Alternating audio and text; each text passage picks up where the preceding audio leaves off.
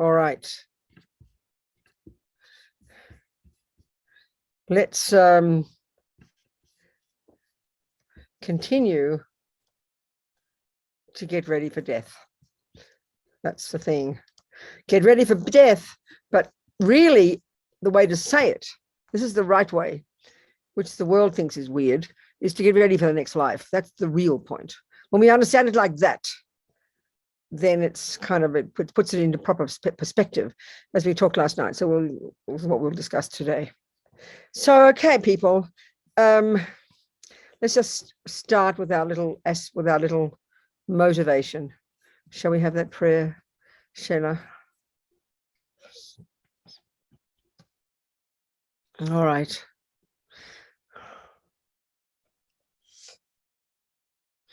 So thinking, here we are, relying on Buddha's teachings, coming through all the great practitioners over the centuries up to the present, an unbroken chain of amazing living beings holding these teachings, passing them on to us, this living tradition of knowledge. We're relying upon that, really, relying upon the Buddha, his teachings, and the practitioners.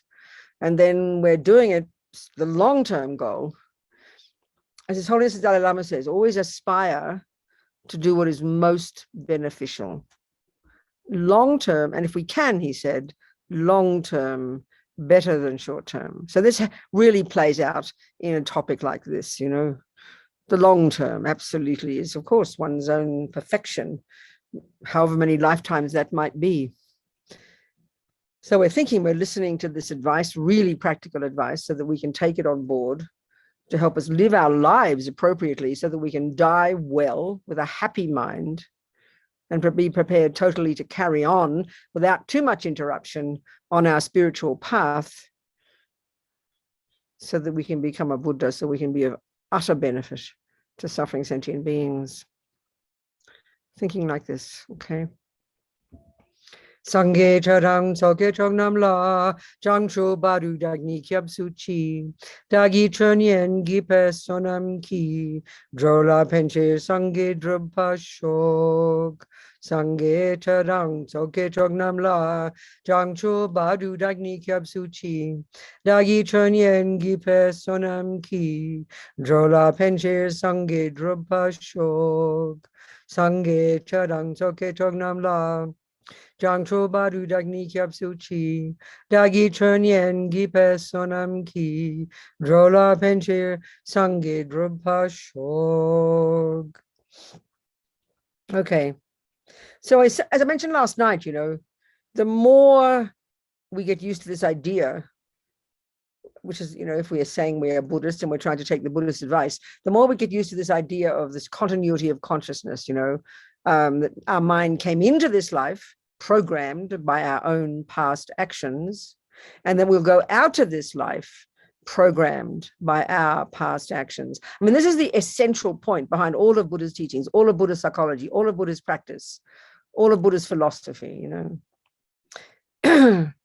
It shares some really similar concepts to any, you know, for example, the whole concept of ethics is fundamental to this view, but the radical difference, both, you know, the difference in the Buddhist teachings, if we compare both with the materialist philosophical view and the creator religion views, is that, you know, we are the one who creates us. This is the most radical way to put it. And it's very shocking when we hear it, you know, that we are the creator of our own selves. That's the best way to put it. Dalai Lama calls karma self-creation. It's the simplest way to put it. Because if you're a philosophical materialist, one, you began in your mother's womb and you're created by mummy and daddy. Two, if you're a Christian or a Muslim, one, you began in your mummy's womb and you were created, in this case, by a creator. So they share at least that philosophy. But for the Buddha, not. We come into our mother's womb programmed with our past tendencies. I mean, it's a very fascinating concept. We should love it. It's so exciting. And we're the boss, you know, that's what I like about it. And that's what's behind all these teachings about death, you know. So the other point, I just mentioned it, and it's a really good way to think. It really puts everything in perspective. We're not preparing for death. Of course we are. We're preparing for the next life. So the good analogy there, remember yesterday I mentioned, And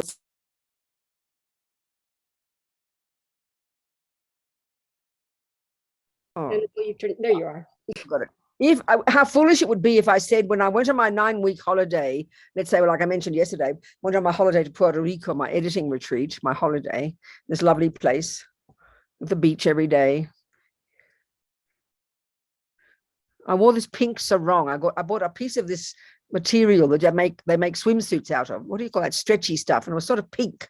So I bought a couple of yards of this pink stuff, and I wore this the whole time. But people still knew I was a Buddhist nun. They'd go like this to me. They'd notice.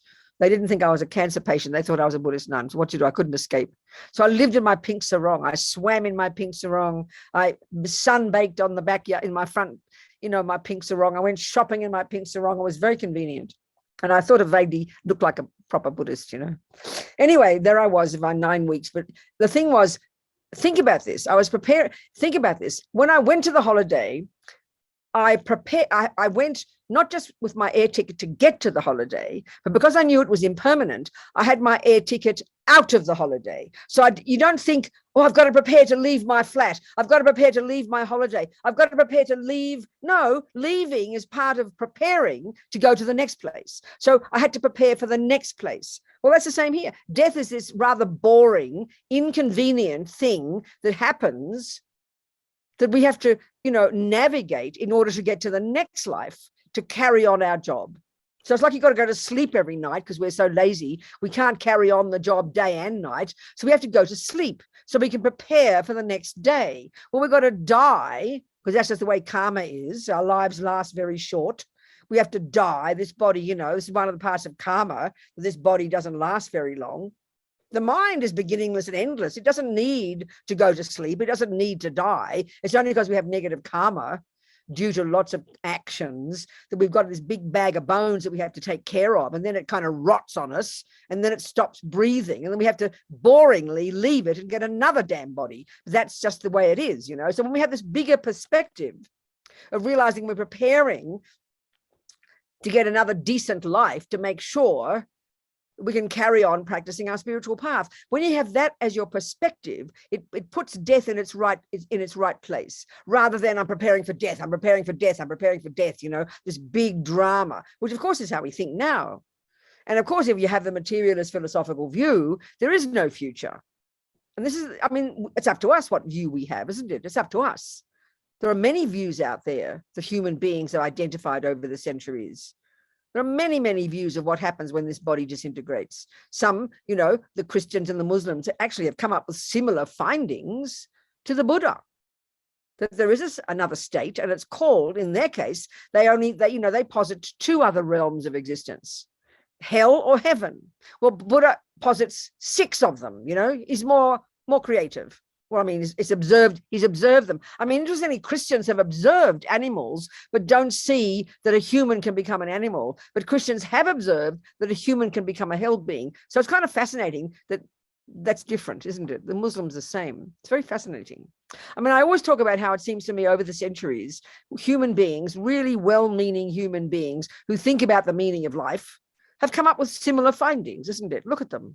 The Australian Aboriginals, they really got unique views. They were sitting on their own uninterrupted for 40,000 years plus, not being tainted by other types of views of the world. And their views of the universe, I don't understand. It's so subtle. It's so unusual, But everybody's got different views about what happens. Clever, fancy, modern materialists think we've invented the universe and we're the only ones that are intelligent. Philosophical materialism has been around as a philosophy well and truly 3,000 years ago. The Indians was one of the many philosophies existing in India more than 3,000 years ago. So, clever people who've just discovered it now, called scientists, who think they're the ants' pants. Anyway, get my point, okay? So all these views, there's nothing new. But the Buddha's view is a very specific one, isn't it? That consciousness or mind, he doesn't use the word soul. There's no third component. You've got your body and you've got your mind. But the big difference to him is the word mind, which he uses synonymously with the word consciousness, isn't physical. He doesn't argue you've got a brain. But, he's not saying that's the thing that's his expertise. The goings on of the mind, the consciousness, the intellect, the thoughts, feelings, emotions, unconscious, subconscious, this whole total spectrum of our inner being. For the Buddha, this is, and this is where, so that this concept of the continuity of consciousness and the concept of the law of karma, these are the kind of absolute fundamental nuts and bolts of the entire view of Buddhism. That there are trillions upon trillions upon trillions of mind possessors. The lovely term in Tibetan, we translate it in English as sentient being, which is kind of odd. It's sort of nice, but I think mind possessor, sem chen, is very delicious. There's trillions of mind possessors, okay? A very small percentage of them are human. So like you discussed, I think I didn't discuss, no, I forget. But this big picture in Buddhism, the view of the Buddha, this big picture, there are many kinds of these sem chens. So broadly speaking,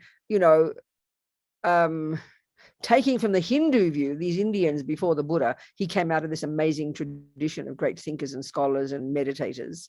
And they already had come, he went as far as he could go in that system, and then he went and diverged in his own direction in relation to his own experiential findings that differed. So, according to that view, as well as the Buddhist one, there are many, many beings, the subtlest ones as far as the Hindus are concerned, which is the kind of the end result, the peak of existence, are these subtle beings in the deepest of absorption of concentrated meditation. But for the Buddha, they're still in samsara, they're still deluded. Then you've got something slightly grosser called the form beings. And then you've got the desire realm, which is like the realm that we are in, the Buddha's view. And there are sort of 6 suburbs in this realm, the desire realm, the realm of attachment. And so there are 6 levels of types of beings, all the way from the top level, which is really, they call them the God realms, which is equivalent to the Muslims and Christians' view of heaven, meaning this very subtle state, the due to virtue, the consequence of virtue, the result of goodness. And this type of rebirth is extremely joyful. All of these rebirths are simply states of mind that come along with a certain level of physicality.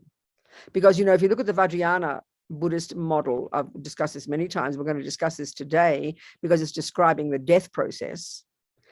We've got physical energy, which is made of the 4 elements, and then we have minds, and all minds have their own set of the 4 elements, inextricably linked.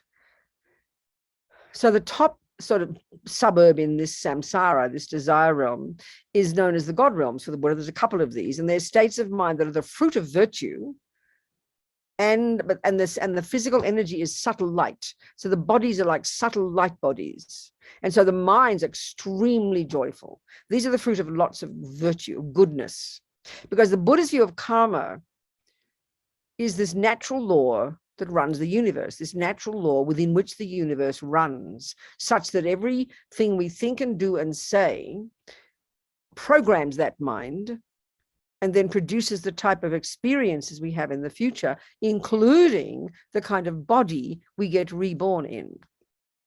So positive actions, there's only kinds of negative actions, positive actions, and neutral. This is fitting very much with the Buddhist view of the mind, that we have negative, positive, and neutral states of mind. So the neurotic, deluded, the negative ones, rooted in ego, attachment, anger, jealousy, pride, all these I-based, fear-based, really unhappy, distorted, deluded states of mind, actions done on the basis of these just naturally sow seeds in the mind, program that mind with those habits.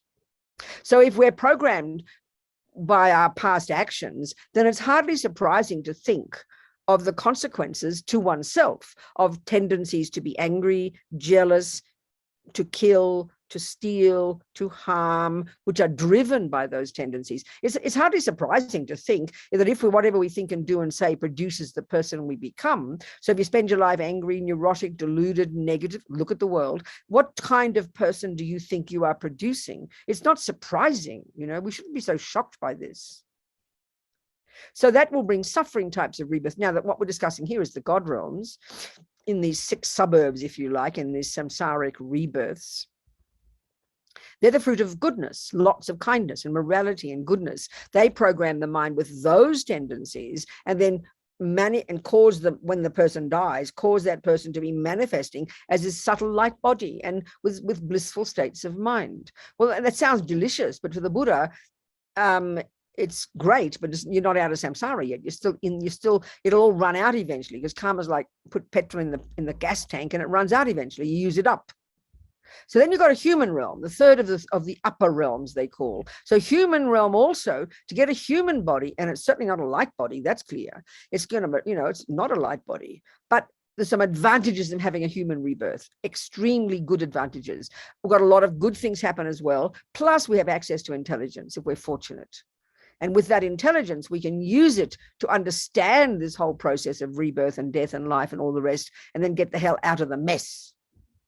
Then you've got the three lower realms, and these are all the predominance of the three main neurotic states of mind, according to Buddhist psychology. There are thousands of neurotic states of mind, but he talks about the three poisons, the three toxic emotions. The root neurotic state of mind, the most primordial, which is this that causes to have this sense of a concrete, solid, separate me, primordially deep. And that gives rise to the next of these three poisons, which is this primordial emotional hunger, this attachment to get what that me wants. And then on the basis of the me, this frantic attachment to get what the me wants, when it doesn't, then it's the panic attack of aversion, anger, and then all the other thousands of other states of mind are all rooted in these three. There's a very detailed description of this in Buddhist psychology. So the three lower realms, so-called, the three other possibilities of types of rebirth, these are predominantly the result of negative actions.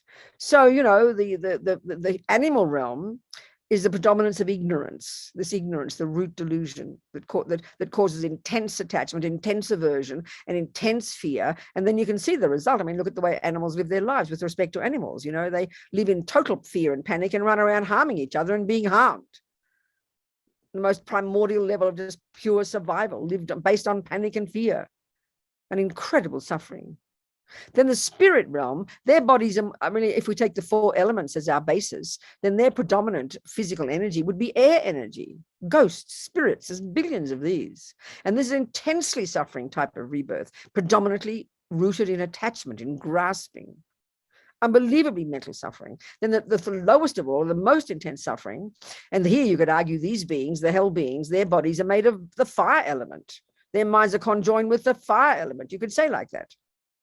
And this is the most intense suffering of all, rooted in anger, in violence and anger, the result of that type of energy. So it's all based on psychology for the Buddha. These aren't places where anybody sends you. There's no creator in Buddhism. There's no punisher in Buddhism. There's no rewarder in Buddhism. That dualistic view is a complete fantasy that we have made up. It's rooted in ego, but that's what we all think. We think that. Don't blame your Catholic mother, your Jewish mother. It's a function of ego that we have this blame, punishment, reward mentality. Karma is this natural law, the Buddha says. No one made it up. He's observed it. That whatever we think and do and say produces the person we become and produces the future rebirths as well. It's all explained in the literature, So it's a very fascinating view. So, okay, this is the Buddha's view. So we've had countless lives. We've had countless past lives, and we will continue to have more countless future lives until we start getting a grip on this process of karma and start to be in charge of it. It's like botany is a natural law that runs the universe. You don't just sit back and allow it to go berserk. You control botany. You learn the laws so you can control what your garden has. You can learn about the good seeds and you can plant those and get your veggies and your fruits, and you can pull up the other rubbish ones. So here we're learning about Buddhist botany, the law of karma that runs the universe, or with it, if you like, within which all minds run. Just naturally. So given that we've got these types of rebirths and this particular type of rebirth, and given that we're on the case and we're maybe some of us taking this Buddhist view as our basis and want to continue to, long-term goal, develop ourselves into this enlightened being that Buddha says we've got the potential to accomplish, then we're going to have a few lives between there and now. unless we're really on the case in our practice. We might be one of those people ready to get enlightened in this life, in which case, great. But if not, we got to make sure we got, line our next lives up to make sure we don't get too much interruption on our path. I mean, that's really the view. So in other words, then there are two ways to prepare for death / the next life. One is the most obvious, the most logical, the most evident. Live your life properly. Live a life rooted in good ethics, within the reality and the recognition of impermanence every day, counteracting this intense neurotic view, as Lama Zopa calls it, grasping at permanent me. Because one of the major delusions that Buddha says we all have is we grasp at everything as unchanging. So you look, this is really true, isn't it? When lovely things happen, we sort of say, now finally I've found happiness. The assumption in those words is now everything's perfect. We say like that. And then when the bubble bursts and the husband leaves you for a younger version, or he drops dead on you or whatever, and you crash down to despair, look what happens now.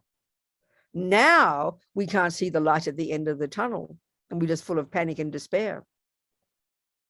In both cases, fantasy. One of the fundamental teachings that Buddha gives from day one is that, guess what, folks? Things change. And it's expressed in great depth in the literature, both the gross, evident, logic, evident level of impermanence, which is called death, and things changing in daily life, and the more subtle level, swipe leave the meeting key by accident. So one of the ways of living our life is recognizing, living within the reality of impermanence. So this already is a shock to us because, because we all live in denial of death. We have this primordially deep fear of death, and mainly because certainly in the world, there's no real certainty among, if you're a really devoted Christian, you've got a view about death. If you're a really devoted Muslim, if you're a very devoted materialist, you kind of think you're certain, you're basically going to fall into a black hole, you disappear. If you're a devoted Buddhist, you'll take the view of karma. But in all of those cases, they're very shaky for us because the view of permanence takes us over, grasping at what is right here this second. And because of incredible attachment to this person, particularly to this body, because let's face it, we identify, don't we? We identify me as the body. Lama Zopa says this is one of the major reasons for intense fear at the time of death itself. This intense grasping at this one, So by living our lives every day, reminding ourselves of this dynamic called impermanence in all kinds of ways that you possibly can, this is already the most profound way to prepare yourself for death. And then when you realize more and more this impermanence, that you will die and you could die today, best, Lama Zopa says, is to think, I will die today, keeps us on the sharp, keeps us alert.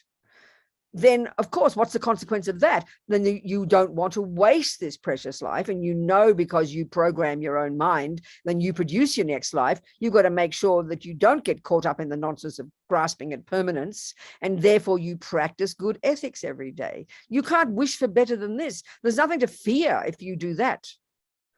Sort of like you think if you're going to have a driving test in a month. Oh, I'll be okay in a month. I'll be okay on the day. No, you won't. You've got to start driving now. It's kind of obvious.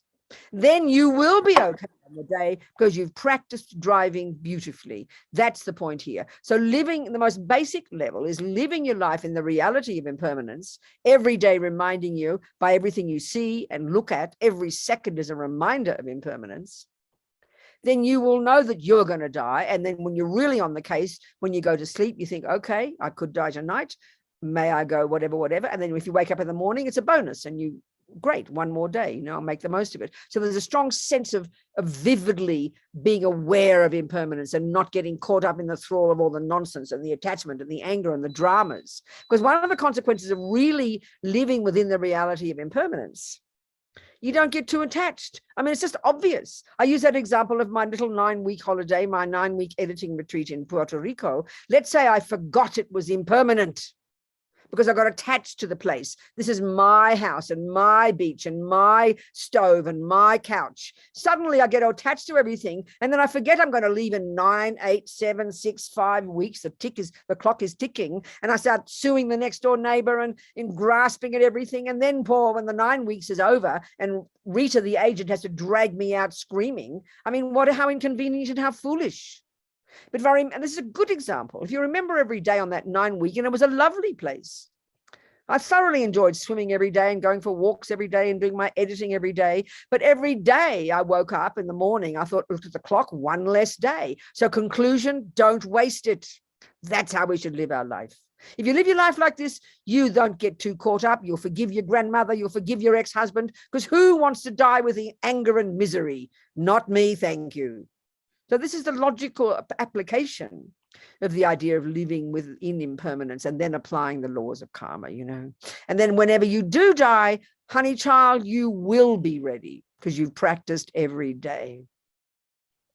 Now, the other way to prepare, of course, is to become familiar with the actual death process. And looking at all this advice of Lama Zopa's in his book, you know, and I mean, I encourage you to get the book, but there's quite a bit of it.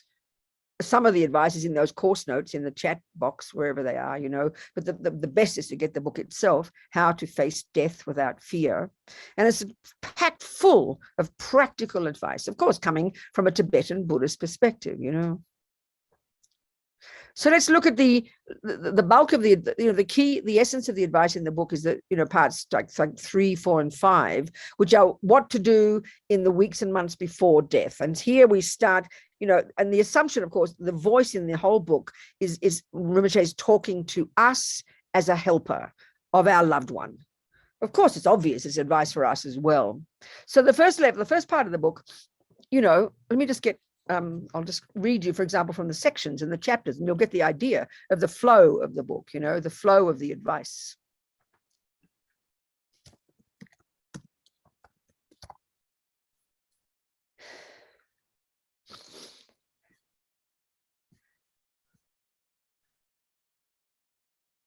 To find it. Where is it gone? Okay. Here we go. Okay, so just even the sections will tell you what's going on.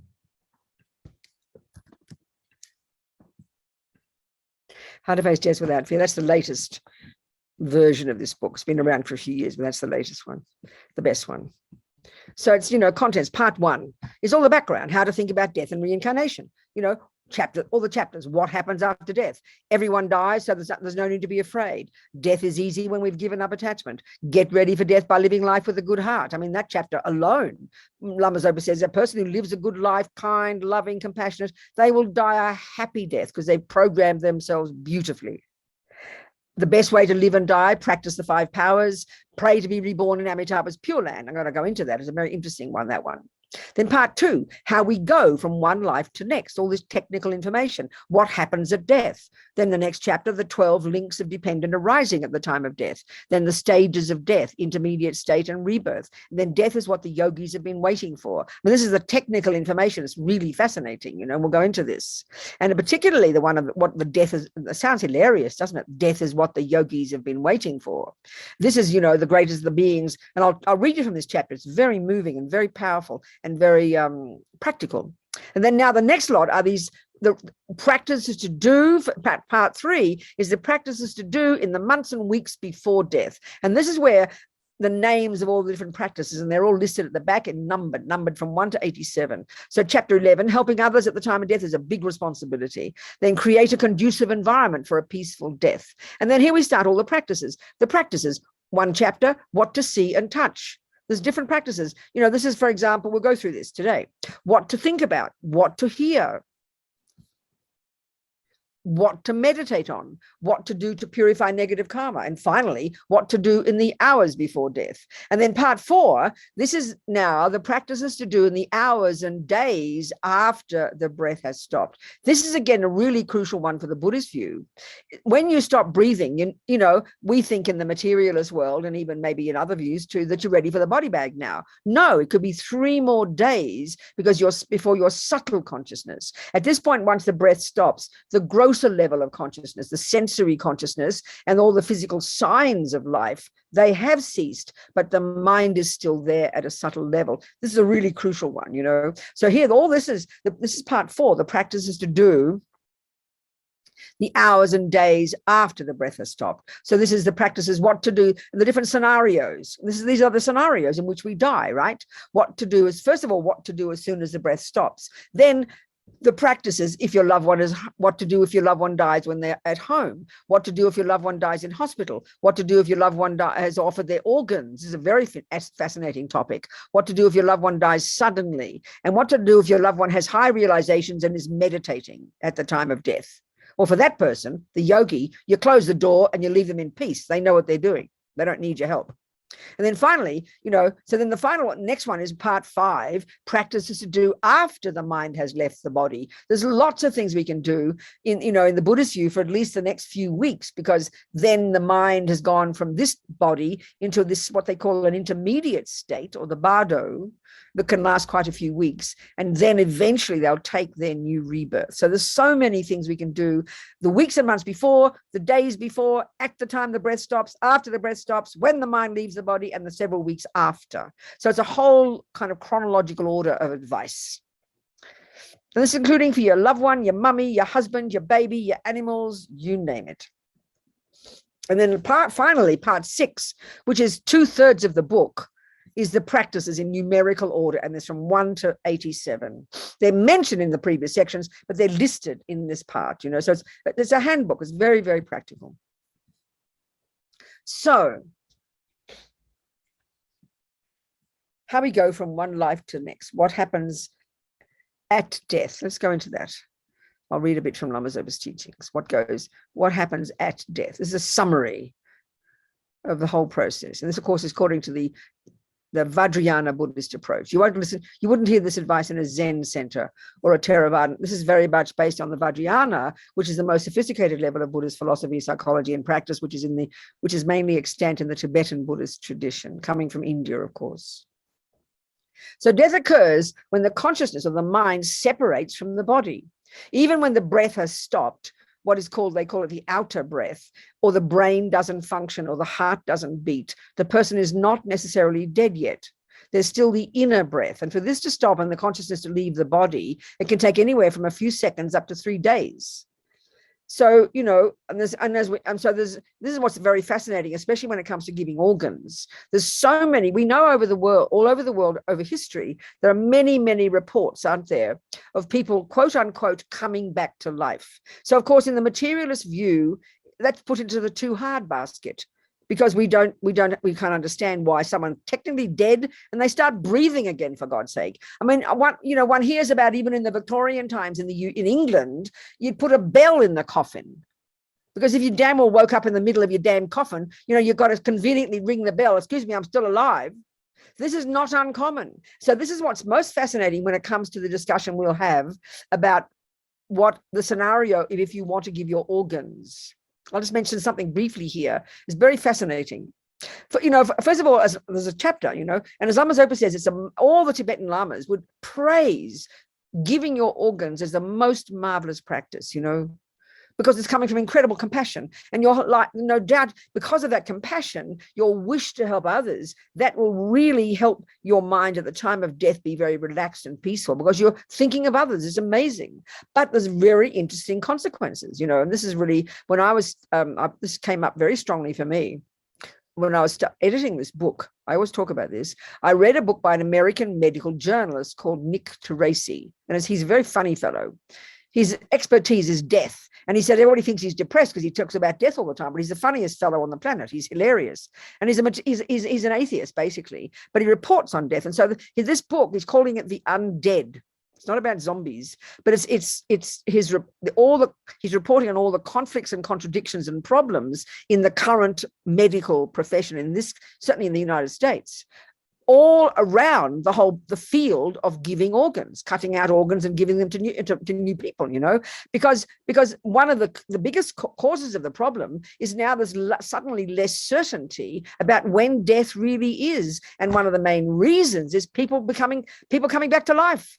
Now they're confronting this. Now it's directly confronting the assumptions in the philosophical materialist world. The death is when the breath stops. So he had a whole chapter, this fellow had a whole chapter on what people call out-of-body experiences while you're on the operating table. And that we know about these. We hear from every place, every country, people have these reports. And I'm adding this piece here too. So many people report this just in their own lives. You're asleep and you're having these out-of-body experiences. You have intense suffering and you have out-of-body experiences. It's called that. So this is explained clearly as anything in the Buddhist view. This is the experience of the subtle mind. You've got gross consciousness, which is your sensory consciousness, which stops when you stop breathing. But equally, when we go through the death process, you'll see the death process is similar exactly physiologically and psychologically to what happens when you go to sleep. These are completely equivalent from this perspective. So that we've got this gross body and the gross sensory consciousness inextricably linked to it. We know very well when the senses cease and you stop and you go to sleep. You know, it's not as radical as death, because when you die, you stop breathing altogether. You're still breathing, but your grosser senses have ceased, haven't they? And then you have this weird world of dreams, and there's no real clarity about dreams in the modern psychological views or the neuroscientific views. But this is the same state for the Buddhist view. It's the same state of mind as a coma. It's the same state of mind that a person, once they've stopped breathing, their subtle mind, the mind that dreams, the mind that's experienced in a coma, the mind that you experience in an out-of-body experience, this is just subtle mind, just subtle consciousness that doesn't exist in dependence upon a brain. So that's why this is not posited in modern psychological views and neuroscientific views, because there's no sign of the presence of this. And what's interesting about this is that His Holiness and all his Dalai Lama and all his amazing meetings with scientists and thinkers over the last 30, 40 years, there's a lot of these days, a lot of research on, among scientists, as His Holiness says, my friends in the scientific world, they've created instruments now that they put on the brains of dead meditators. So meditators, in the chapter on about death is what the yogis have been waiting for. These great tantric yogis have been meditating all their life, going through this death process in their meditation, preparing themselves for death, because there's so much to say. We're not going to finish it. We're going to have another day, I'm quite sure. You can see I'm speeding up with my talk because there's so much to talk about. Anyway, these yogis have prepared their whole lives in these meditations that through their, and I'm going to read you from that chapter, which are related to the tantric practices in the Vajrayana practice, of the visualization practices. They're all linked with this process of going through these 8 stages of death, because it's this natural deconstruction process that occurs even when you go to sleep and then when you come back to life. When you die, they're similar. So these yogis, they're able to completely control this process and go to the subtle level and then choose even their own rebirth. They're really in control of the whole process. And there's much more to say about that. But anyway, this where was I there? So many things to say. That's right, this book, back to the book. So this out-of-body experiences, that's your subtle mind. So he had a whole chapter of people reporting, and we hear about this, of people and the experience they have as being of floating above their body. Technically, you're not floating above your body. Your mind is in your body. Your mind can't leave your body. If your mind leaves your body, you're dead. But the feeling we have in these experiences is it's as if you're floating above your body, but you're not technically, you're still in your body. So this whole chapter he had of people who report these out-of-body experiences while they're having the operation, and they report back to the doctors next day or whatever, exactly what they said, what they saw. And of course, mostly it's just nonsense. Don't be ridiculous. Not possible. You're under anesthetic. But there was one interesting case that he quoted, and he was very funny about it. This one woman who had to have such a radical procedure that from the medico's point of view, she'd have to be completely not possible to have any awareness. Well, she reported the most vivid experience. So they can't deny these experiences. You can't deny these direct experiences of people who quote exactly what the doctors did and said. You're forced to consider this. I remember this is one of the issues in the world that's really causing confusion about then when really does death occur, which demands that you think, what is consciousness? So I think it's marvelous that all this is happening, So this one doctor quoted in the book said, who's in this field, he said, I can now say with certainty that consciousness is not a function of the brain. I don't know what it is, but this much I can say. So I think it's fantastic that we're now being forced to look at our assumptions. It's really marvelous. But what was really fascinating, which is now getting to the business of giving your organs, he quoted in the book one woman who was giving her organs, of course, so they keep you in the bed and they keep you all warm and toasty because, they keep you breathing because they need your organs to be all warm and toasty. So then she's on the operating table, technically dead. And yes, her senses have ceased. There is no breath. There is no heart movement. She's technically dead from their point of view, but from the Buddhist point of view, and what I'm about to tell you is the proof that her subtle mind hadn't left the body yet. So she and this is just my deduction. So what happened was the nurse monitoring the heartbeat of this woman's body on the operating table, she said the second they got the circular saw to cut her from head to toe to take out the organs, the nurse noticed that the heartbeat went from 100 to 200 beats a minute. So the author cracked a joke and said, I wonder what a dead person has to be anxious about.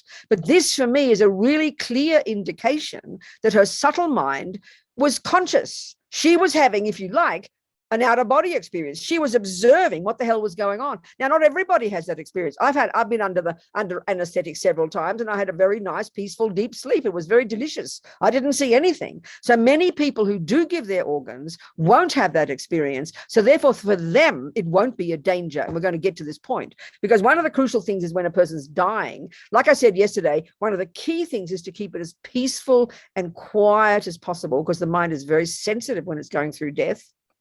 But secondly, when the person is actually stopped breathing, it's still totally peaceful, totally quiet, because the mind can still be there for up to 3 days and super, super sensitive. So it's and people often feel their grandmother's there in the room because she hasn't left the mind yet. She hasn't left the body yet, for God's sake. Her subtle mind is super aware. And that can happen in dreams. I remember only one time ever in my life has it ever happened. When I first became a nun back in the late 70s, and I did a retreat. One of my first Vajrasattva retreat, a 3-month intensive retreat. I mean, I'm no special meditator, but you try to meditate for 12 hours a day, something has to happen, So for a while, we'd always, in India it was during the rainy season. So typically in India, when it's the rainy season, you have a nap after lunch. It's very Indian style, right? So we had nap after lunch. And I remember this period, maybe a week or two, when I had these crystal clear dreams. I think in the West, we call them lucid dreaming. Crystal clear dreams, as if I were awake, super clear. But at the same time, I was completely conscious of what's going on with my ears. I mean, no, it wasn't my ears. You see, that's the point. Subtle mind is capable of hearing. Subtle mind can see and hear when you're conscious. So most of us, when our dreams, we dream and we're not conscious. But it was a vivid experience. I could hear everything going on in the kitchen. I couldn't see what was going on, but I could hear what was going on while I was having these vivid dreams. That's a typical experience. That's your subtle mind. And that can easily be for people in a coma. So, when your grandma's in a coma, don't all sit there shouting and yelling and screaming and talking about the will.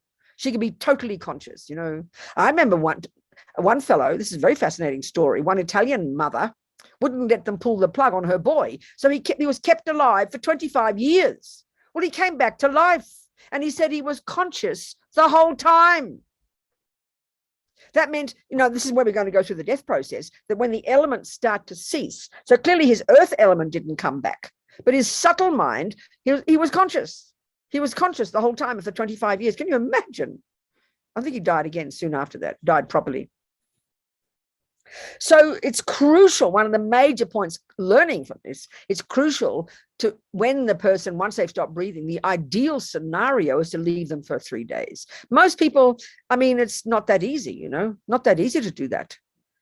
The real point to conclude properly, and we're going to go into it more, the problem with giving your organs is only if you're still conscious, and it can interrupt the whole process, because you do not want to interrupt that process. The woman would have started to go through the death process. A virtuous karmic seed would have been triggered. She was programmed to go to a nice future life. Then she's on the damned operating table and she freaks out. Well, that can change the karma because her mind freaked out. In just the same way that a person dies unhappily and a negative karma is triggered, that can also change. There's practices to do. Lama Zopa talks about this, where you can help reverse that, and a virtuous karmic seed can then be triggered to give them a good life. So you can change it, but both ways. I mean, for example, anyway, so we'll go into those things. But this is a really powerful point. So Lama Zopa, in his chapter, he says the hospitals have to be very careful. But of course, you've got to be aware of this process to even consider it, you know. But this other thing, this book by this Nick Teresi, also he was quite cynical about the profession. He said it's kind of very elitist and it attracts arrogance and people manipulate, forcing people to give their organs. And he was a bit disappointed about all that. And he talks about that. I mean, I think it's quite wicked, frankly. I mean, it's an amazing thing to do, but it's so manipulated. I mean, many of the countries, especially in Europe now, the law has been changed to be the default is that you will give your organs. You have to say consciously you don't want to give your organs. So it's really quite wicked. He was quite cynical about that, the elitism and the manipulation of the industry, which means human beings, of course, doesn't it? But in general, as Lama Zopa says, it's the most marvelous thing to do. But it's dangerous if, let's say, you have an experience like this woman. You're observing them about to cut you open. And of course, you would have been thinking, what the hell, don't they realize I'm not dead yet? She would have had that feeling. She doesn't know she's died. Her mind is still there, you know. It's like you're being in a dream or a coma. So you've got to be careful. And frankly, personally, my own opinion, there's lots of ways to help beings, not just give your organs. I mean, it's a marvelous thing, but it's not the only way if you have a view of reincarnation, you know. Anyway, there you go. That's that interesting point. So what happens at death? So then there's many examples of people who come back to life. So then basically this view of death and this from the Vajrayana, just roughly describing it here, the components of a person. So in order to better understand the process of death, which I describe in chapter 9, Lama Zopa, it's helpful to understand what makes up a person, the one who dies. So that, we know it seems quite complicated, but we'll go through the process and I'll keep it quite simple. So first of all, we've got these 5 aggregates, the way that Buddha describes the 5 main components of a person. And this is just his way of describing. And each of these begins the kind of deconstructs at each of these stages of death. Then you've got the 4 elements. I mean, this is a fundamental point here in this particular model of the universe, the Vajrayana, that there's physical matter, and that's made of the 4 elements. So now we know with modern science there's thousands of elements, but this view has been around for thousands of years and is still consistent. It's still there in the Buddhist one. The physical world is made of the 4 elements, you know. So you've got the 4 elements: earth, air, fire, and water. So now you've got the gross, subtle, and extremely subtle body and consciousness. So according to the explanations in highest Tantra, there's a gross body, a subtle body, an extremely subtle or very subtle body, conjoined respectively with gross consciousness, subtle consciousness, and very extremely subtle consciousness. The gross body is the one that we can see. The subtle one is made up of channels, a subtle nervous system of 72,000 subtle channels, the wind energies or prana that go through those channels. I'm so sorry. And then there's these subtle kind of, they call them drops.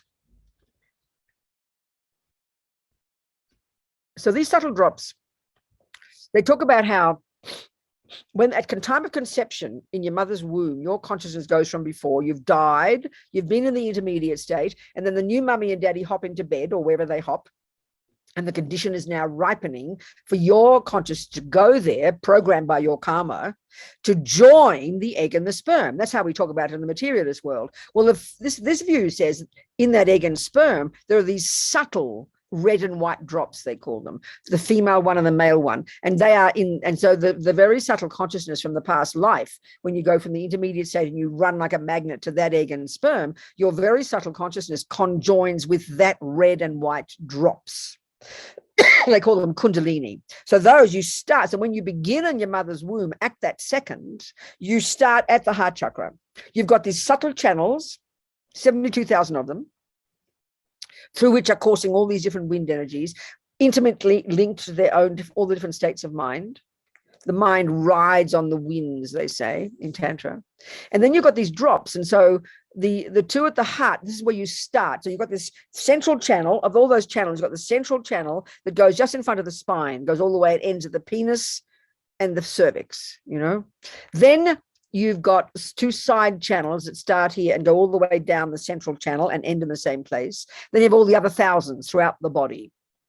So the death process is the gradual deconstruction from the sensory consciousness to the more subtle mental consciousness, and all of these energies, including the wind energies, all go absorb into the central channel. Then everything comes to the heart chakra. There's these various chakras, this kind of joining up of various of these channels at the crown, the brow, the throat, the heart, below the navel, and several, they call them the secret channels, inside for the girls and on the outside for the boys, along their penis, you know. So all the energies, ever more subtle the winds, ever more subtle the mind, everything finally gathers at the 8th of this stage called the clear light mind, and everything is gathered to the heart chakra. That's where the very subtle consciousness is. And that's where the egg and the subtle reddened drop from the mummy and daddy joined at conception. And then you grew from the heart chakra. And then when at death, everything comes down to the heart chakra. And when that opens up, and the consciousness leaves, that's death. And that can be 3 days after you stop breathing. So it's all explained in great depth in the literature. We're just describing it briefly here. So you're made up of the 4 elements. You're also made up of this subtle, gross, and very subtle consciousness and body. And then you've got the channels, the winds, and the chakras. The channels I mentioned, the winds, and then these chakras. So they're just roughly speaking. And then the red and the white drops. All these things. And it's the deconstruction of all these components that is what death is. And that's described in great detail. And that's what the yogis spend their lives meditating on and getting familiar with this process. And okay, the question is, why would they want to become familiar? This is the point. Why would they want to become familiar with the process of death? Why, for the yogis, is death what they've been waiting for? Because, very simply, the very subtle consciousness, or the clear light consciousness, which is the subtlest level of our consciousness, is the most potent, most capable, most clear. And because there's no longer the grosser levels and all the misconceptions and all the delusions and the nonsense, that mind is super subtle, super clear, and the greatest yogis can easily remove all the obstacles and realize emptiness and then become a Buddha at that time. It's the most capable level of our mind, basically. It's like the microscope of our mind. And with that microscope of our mind, we can see reality, cut all the delusions, and become enlightened. This is why the yogis have been waiting for death. So they've been preparing for it all their lives. Otherwise, it sounds so peculiar. You're looking forward to death. What the hell for, you know? It's because the mind then is most subtle and most powerful and most capable. And with that mind, those greatest yogis can literally get all the realizations and become a Buddha at that time. That's what they say. Okay. So before we go into the death process itself, let's go on to how to make the different types of practices we can do to help your loved one, whether it's your mummy, your daddy, or your pussycat. So we'll look into part, whatever it is. Here we go. Part 5 or whatever it is, what to hear. There's different hundreds of practices Rinpoche recommends, and so we organize them into these, first of all, what to see, what to hear, what to touch, so you can give some coherence to it all. Otherwise it's so overwhelming. And you can choose, because you mightn't choose 99% of these practices. It doesn't matter, you know. So what to see and touch is the first one. So, you know, here, for example, this is the thing, this is a key point as well. We've got senses. We have eye consciousness, ear consciousness, these 2 major ones.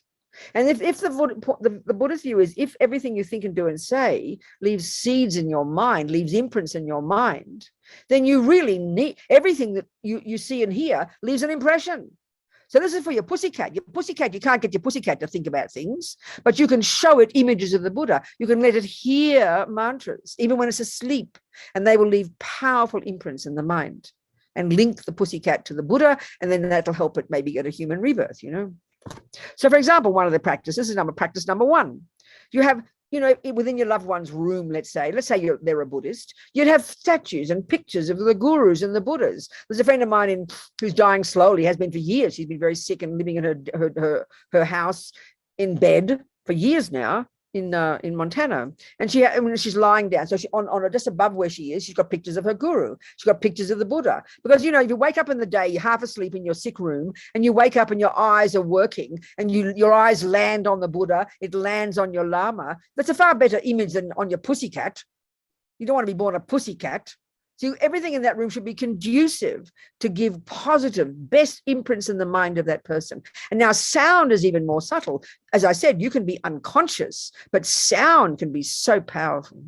And even just the fact, you know, calming a person down, calming your pussycat down, having the sound of mantra. Okay, there's the subtler power of it because it's connected to the holy beings, if you have confidence in the Buddha's teachings. But, you know, just the sound is peaceful. And the thing is, when you're going through the death process, or you're sick and old, or you're sick and fragile, your mind is incredibly sensitive. That's why Lama Zopa always stresses it should be absolutely quiet. The only sounds should be these sounds that are conducive for this person. Everything they hear and see can help their mind, you see. So important. So have images, show images. So of course, if your mummy's a Catholic, you don't show her the Buddha, you show her Jesus or Our Lady or the saints, whatever she likes. You make it beautiful for your mummy. Everything in that room should be peaceful. Everything in that room should be conducive for your mother's peace and her gradual death. No clutter, no rubbish. It should be lovely. If she's in the room day and night, like I said, my friend Trisha, she died in Queensland. She had this beautiful view. So that when the mind is spacious, seeing distant views and seeing the sky, the mind is naturally peaceful. But to have all the room cluttered with the curtains closed, it's so distressing. You got to help the person's mind be open and spacious. Show them the different mantras. I mean, I tell you, editing this book, I think I spent more time trying to sort out these hundreds of mantras. Rinpoche is an expert at finding mantras that no one else has ever heard of, I tell you. And there's so many different variations of the translations of them, the names of them is really quite complicated. So there's some mantras you say are so powerful to even just see them. So this mentioned here. Show the mantra. There's even a mantra called Just by Seeing. This mantra is so powerful that just by seeing it, purifies 100,000 eons of negative karma. I mean, Rinpoche is an expert at this type of information. He's very funny. Now you touch person. The touch is also strong, yourself, you have these red blessing strings. You see Tibetans with those. They've been blessed. So they touch your skin. You can put a text on the body or on the crown chakra. You're wearing, there's many, and he talks about different texts, You can bless the body with a stupa, powerful image. You have it on the crown or on their heart, just touch them every now and again. You can bless the body with one of these, with a prayer wheel. Or you can bless the body with one of these blessed cords, like a blessing string, we call it. That's touch, what to touch. Next chapter, the practices, what to think about. This is really good. Because if you've got your loved one in the room and they're there for weeks or months, you talk to them, you've got, first of all, you've got to be aware. It's obvious this is the obvious part. The earlier chapters show the kind of person to be, who is the best helper. So you've got to know the person's mind. So you don't start blaring Buddhist ideas to your Catholic patient. You've got to know what that person thinks. They might be a materialist, in which case you don't talk about Jesus to them, for goodness sake.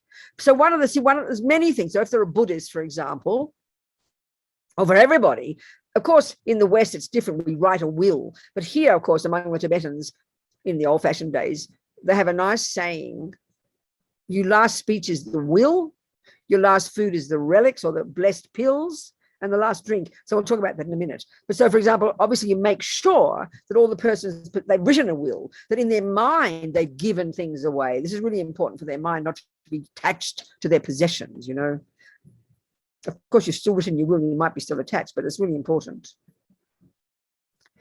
I mean, if they're a Buddhist and they've got a guru or they like the Buddha, you talk about, but if you're old and sick, you can't put your mind together. So you should, lead these conversations to help the person's mind. If it's, let's say it's your mummy and she used to go to mass all the time and she thought about God, but maybe now she's forgotten about God. When you bring up God for her, you don't tell her to think about God. Mummy, think about God, but you talk about God.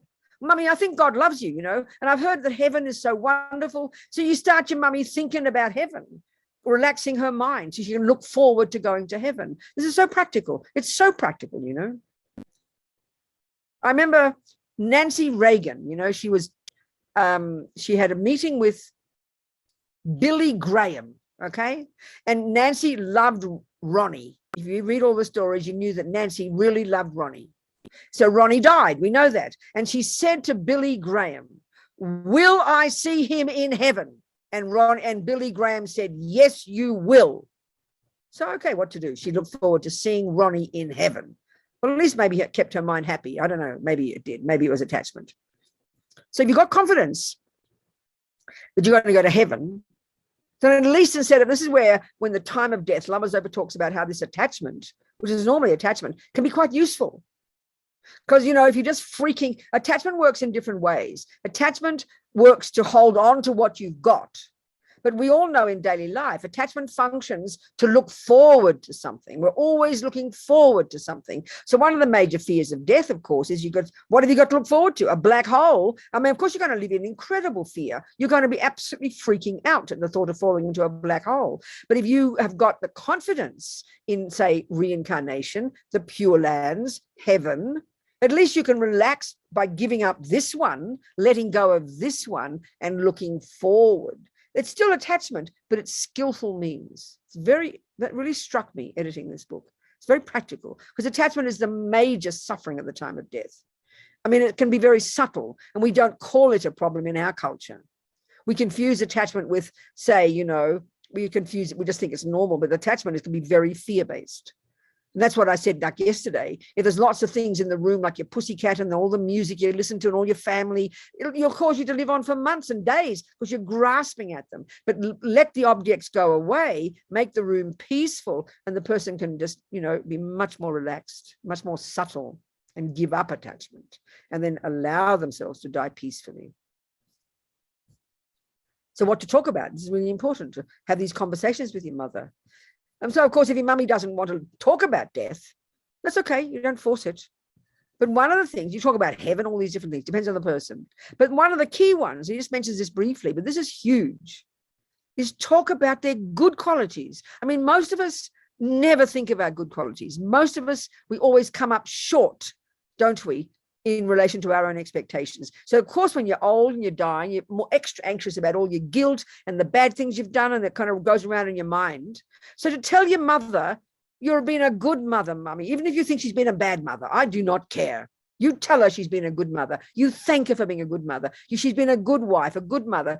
She's led a good life. This is like a miracle to hear this. That will help her mind relax, because unhappy and guilt only makes you stressed. But praise the person, love the person, be kind to the person, tell them their good qualities. It's like a miracle. It's so special, that one, I tell you. Depending on the person, talk about, some people have incredible compassion, talk about compassion. There's so many things to talk about. Then, of course, we'll hear the next chapters are all the Buddhist practices. And of course, everything is completely related to what the person, where the person's at. But if it's a Buddhist, what to hear? Well, the names of the Buddhas, or, certain mantras, certain prayers, certain teachings, depending on the person. There's so many of these, you'll see them in the chapters. Everything's dependent upon the person, These are like medicines related to what the person needs. And of course, if you're a Buddhist practitioner, it's really clear that you let your beloved, your friends who are helping you, you let them know what practices you want. Because as you're getting older, as you're getting sicker, you mightn't have memorized all your prayers and your practices. And even if you have, your mind's not strong enough. So you'd say them to the person, or you'd have them on a video, or you'd have them on a speaker. This is something really beneficial you can do. All these different mantras, which I mentioned, there's so many mantras. There's a whole chapter of mantras, so many mantras. And it's all up to you what you have, so many. Then what to meditate on, again, depending on the person. There's so many practices. The medicine Buddha, Lama Zopa praises this practice as being most amazing. You've got the mantra, you've got the names of the medicine Buddha, then you have an actual a meditation that you can lead for people, Meditate using stupas. There's meditate on love and compassion. There's so many meditations you can do. There's meditations on the actual death process itself. You can lead the person in the little meditation. So many meditations, which I mentions, certain ones, many, all the ones what to meditate on. Then, of course, for a Buddhist, there are then those practices, what to do to purify. There's many levels of practices related to purification. So if we're Buddhists, we know about those, Vajrasattva, the Samaya Vajra, there's the offering of Tog. If you've got a highest yoga tantra, you do a self-initiation. There's many practices there, all according to the person's capability. Then what to do in the hours before death. So, if you're familiar with the 8 stages of death, and you've learned, and especially if you've been around dying people a lot, or if you're familiar with, you can get to know when the death process starts. Typically the way Lama Zopa describes it, it usually starts, this process of deconstruction starts a couple of hours before you stop breathing. It can be more quick, it can be more slow. So then what to do in the hours before death? Well, the major one is be quiet, totally peaceful. Now that death is close, it's extremely important, essential that your loved one is not disturbed. This is the main point. As I mentioned in chapter 12, do not create any situation that upsets them. People should not cry within hearing distance of your loved one. Helping them avoid strong attachment and the other delusions during this time gives them a chance to have positive thoughts. If they have a peaceful, happy mind, they will have a peaceful, happy death. So really it's to leave the person alone. They can know you're there, that if they feel secure with your presence, but not to engage them in just meaningless rubbish, which is often what people do, Really allow them only to hear the Dharma. That's all they can help. So you've got to recognize, of course, the stages of death. And then, there's different things they do, like have blessed substances you can give to the dying person, a relic and different things like that. And then if they're still there unconscious, you can talk about the things that they want to talk about, like their guru or their practices. You can touch their body with a text, different things to do. You recite different mantras, have mantras just playing, so it's quietly in the background, different things. And also, if you're a Buddhist, as you know, you can easily, at this point, you can organize monasteries. For example, Courtin Monastery, Lama Zopa's monastery, the monks there to be doing special prayers and pujas just for your loved one, to help them through the death process. So now, part 4, what to do in the hours and days after the breath has stopped. So this is the section where it takes the different scenarios. First of all, what to do as soon as the breath stops.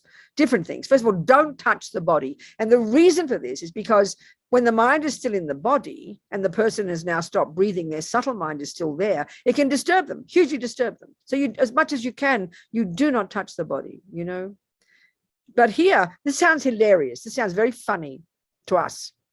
But one of the things you do, among the typical Tibetan Buddhists, one of the things you do, and say your loved one is, a monk or a nun or your auntie and they're a devoted Buddhist or whatever, as soon as they stop breathing, you shout in their ear the name of the Buddha they like or their guru's name. It sounds very funny, doesn't it? But nothing wrong with that.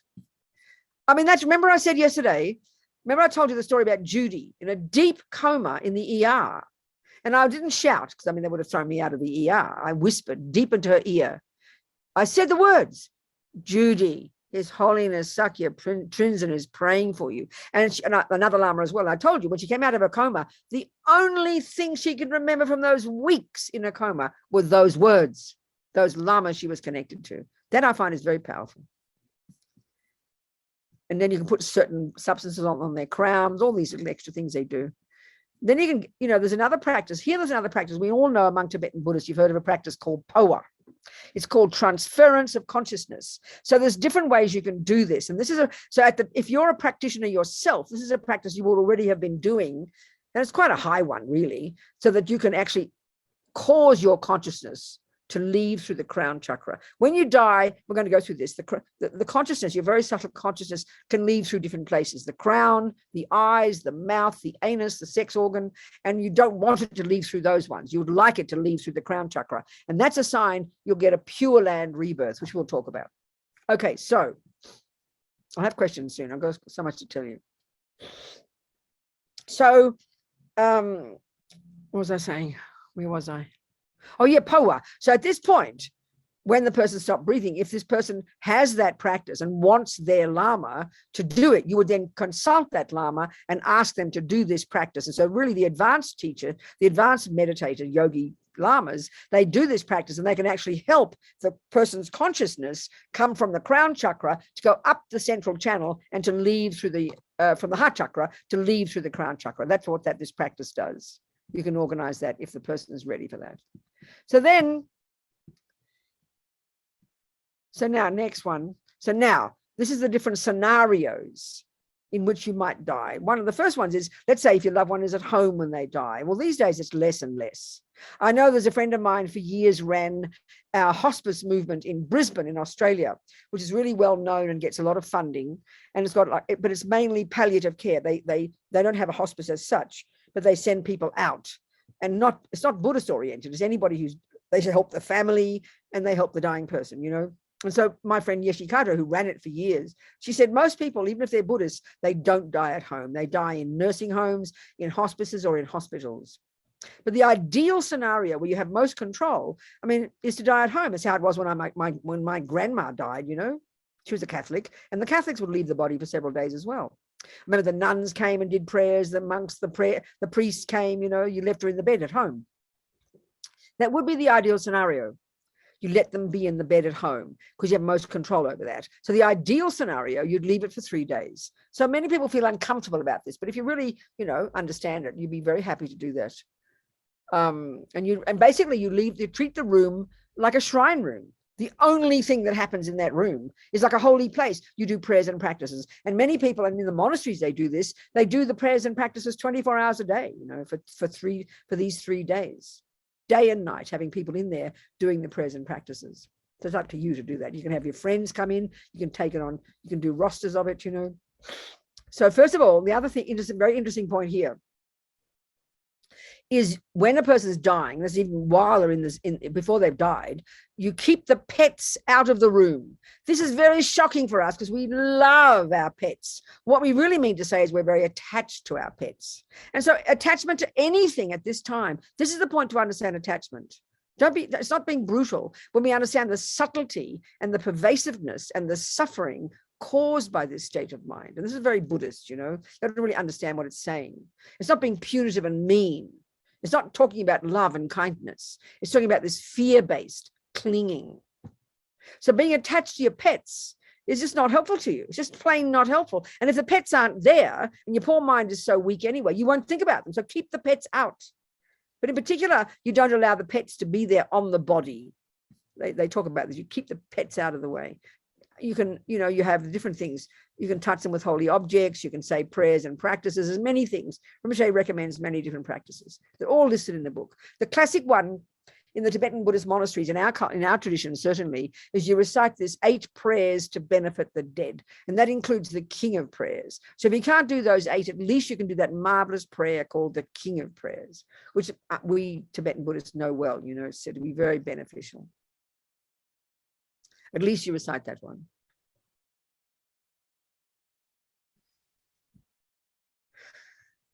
You can do anything. So many practices which recommends, and they're all listed in the back, and you can decide what you want to do, you know.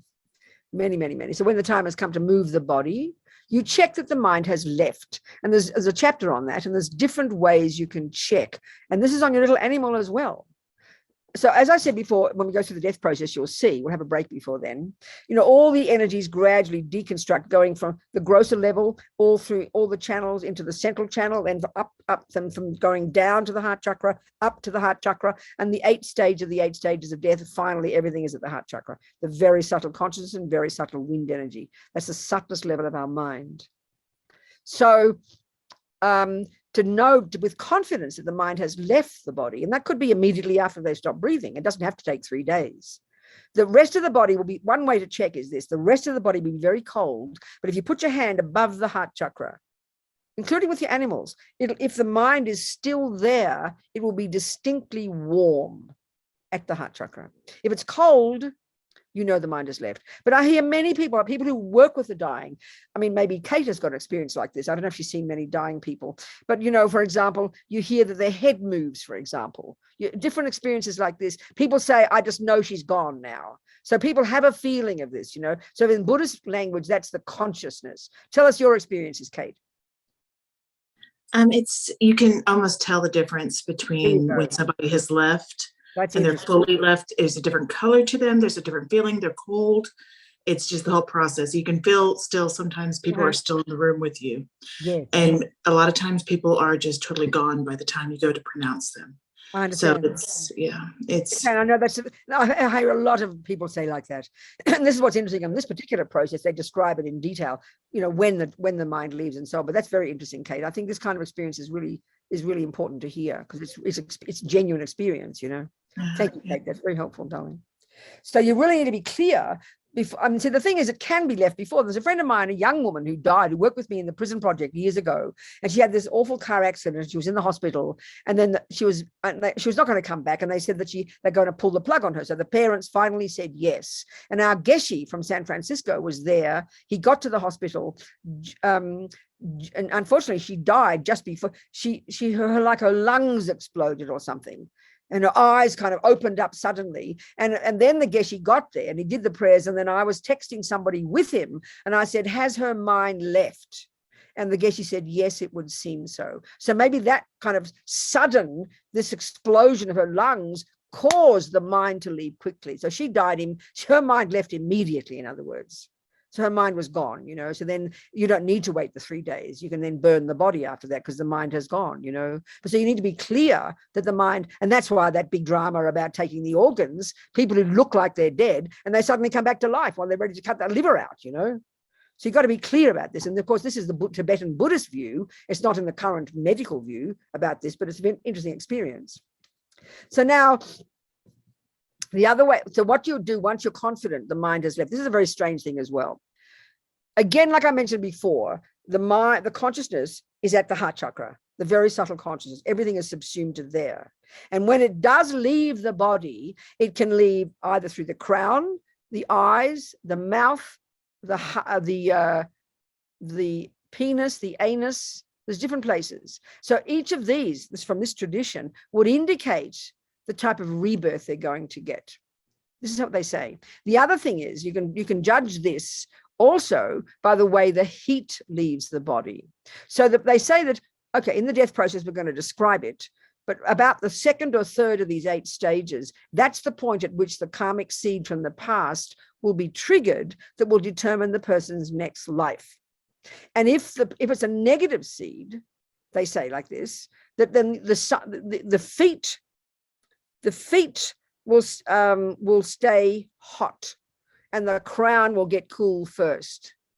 And if there's going to be a virtuous karmic seed, the feet will get cold first and the head will get cold last. They say like this. I mean, this might sound superstitious to people who don't have the view of reincarnation, but this is the experience over the centuries from people who have this view, So this is why it's so important not to touch the body, because then that can cause the consciousness to leave from there.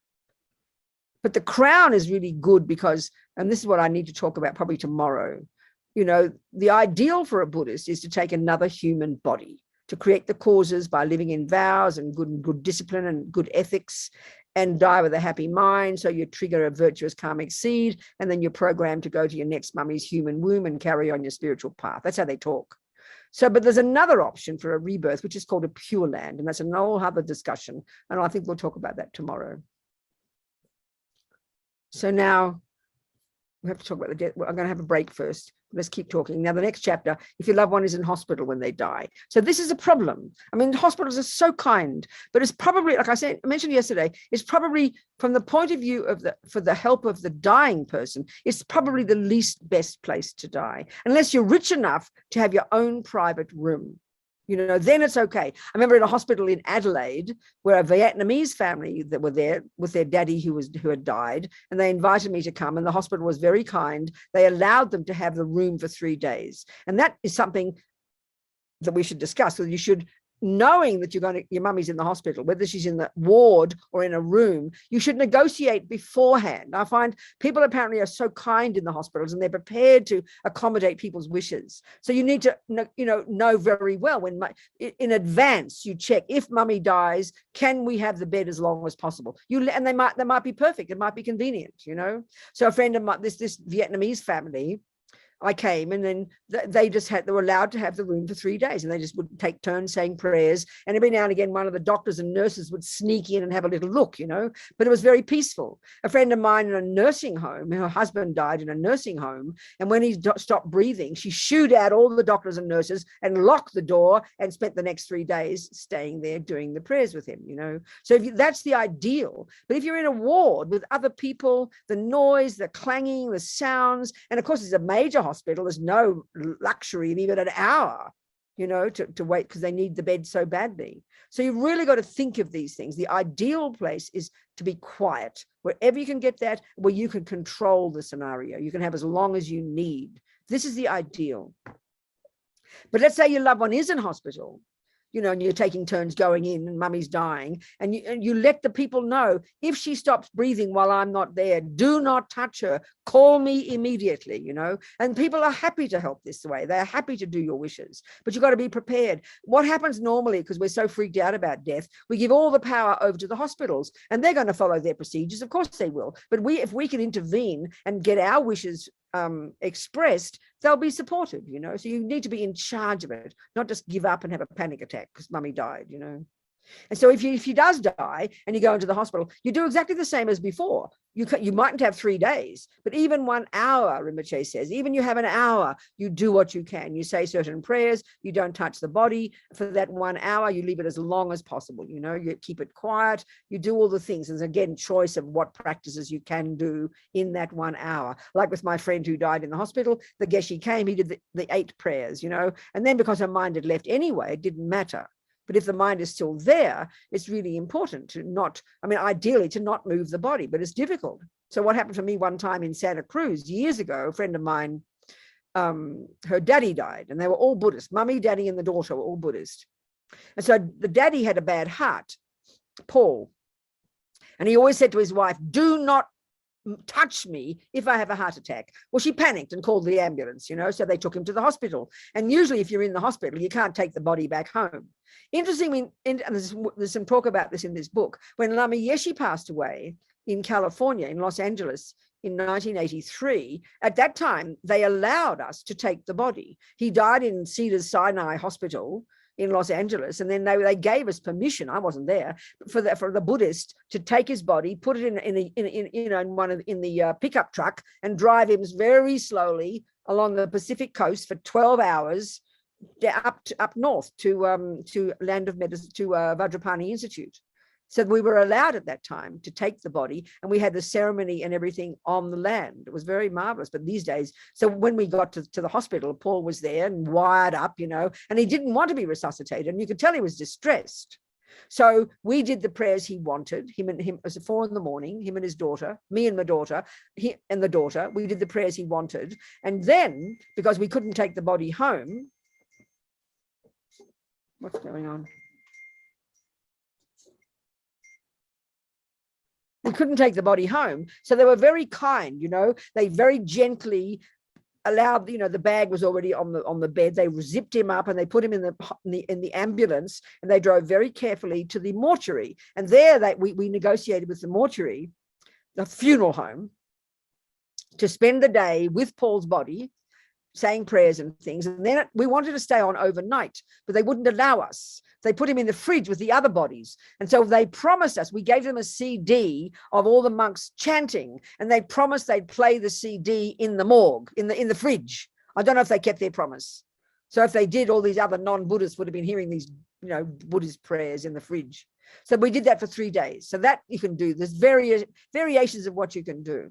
Rinpoche talks about this too also. Let's say, you know, you don't want to touch the body for 3 days. I mean, it's not uncomplicated. It's not complicated to ask the hospital to leave the body in the fridge for 3 days. I mean, sometimes mortuaries keep the bodies for 6 months because of obstacles of family coming from other countries. So you can always negotiate with the hospital, even if they've got a fridge, a morgue, to leave the body in the fridge for 3 days, and then you do the practices at home. There's different options. You can do these things. The bottom line about the 3 days is, in order for the mind to have the time to be there, for you to do practices to help the karma of the person, such that when the mind does leave, you can be assured of a decent rebirth. This is the Buddhist approach, you know.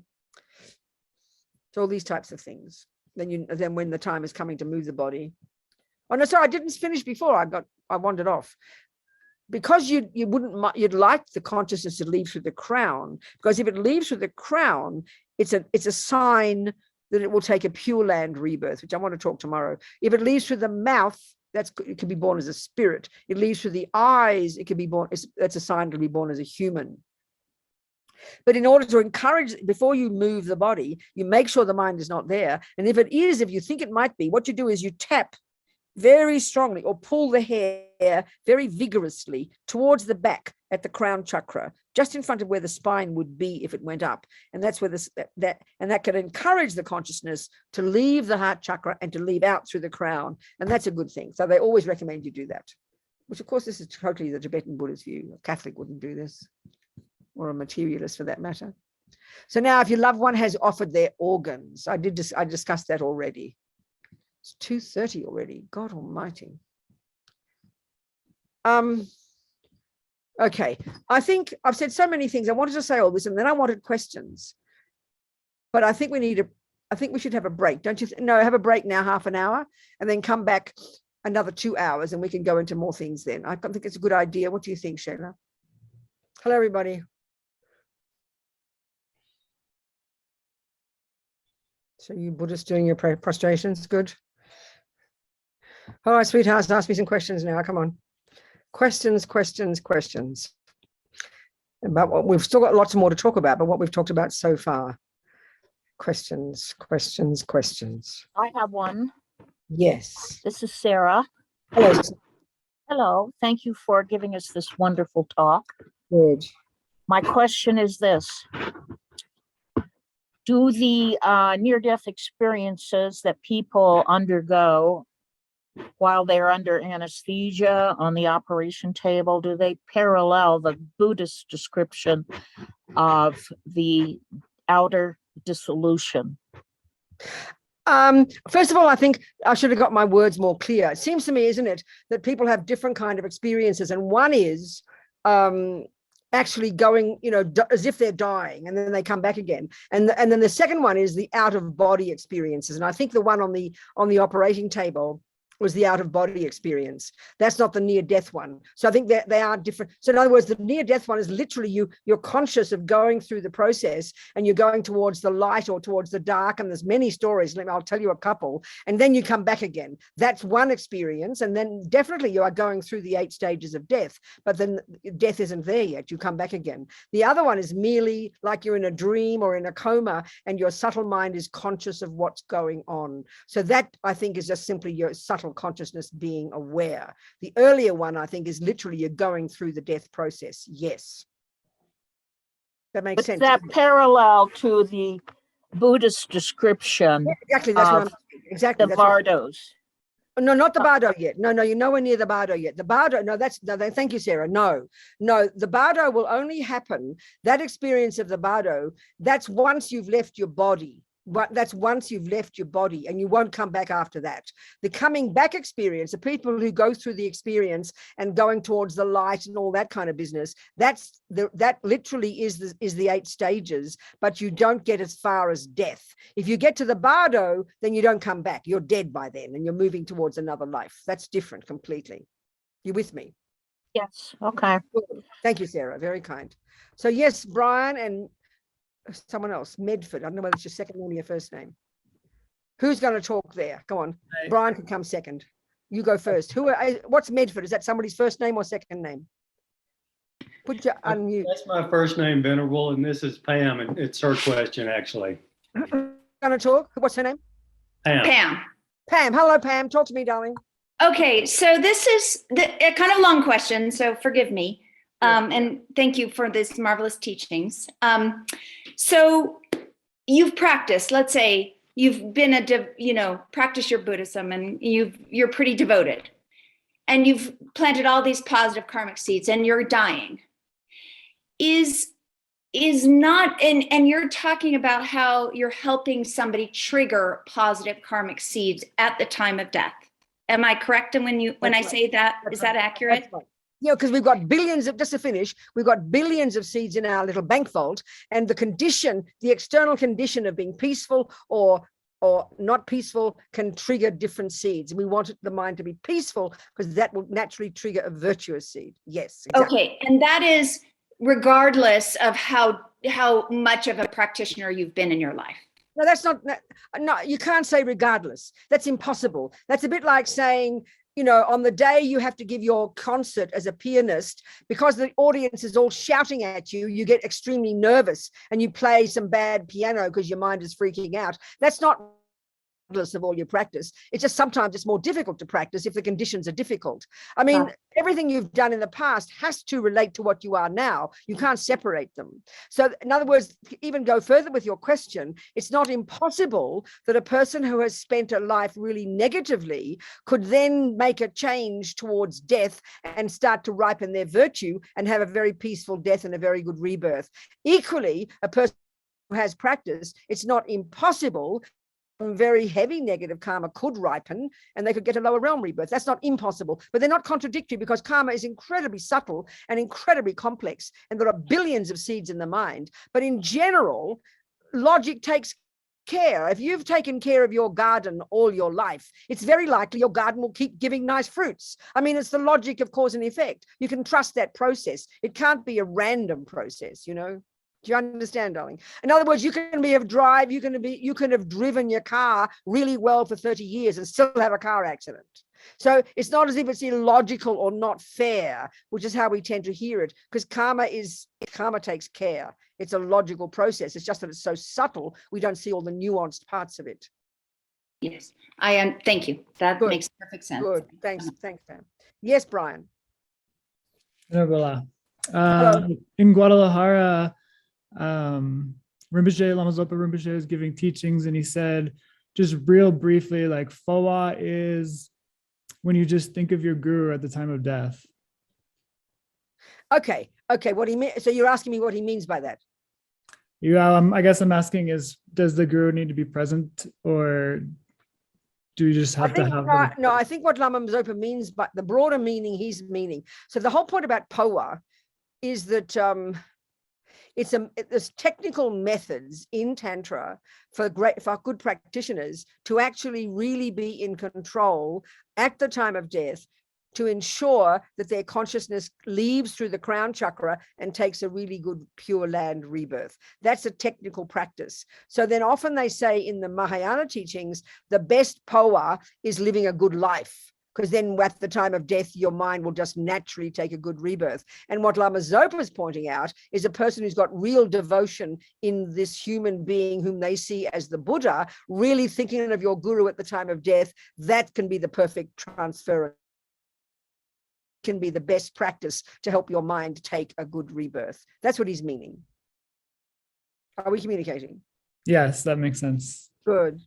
Okay. So of course, that's got nothing to do with whether the guru is there, because it's not as if the guru is doing anything. And this is the thing that more and more we understand practice. The guru, the person or the Buddha, whatever, they're just people out there that we use to help grow our mind. So we do the work. I mean, you do the work. So the power of your relationship with your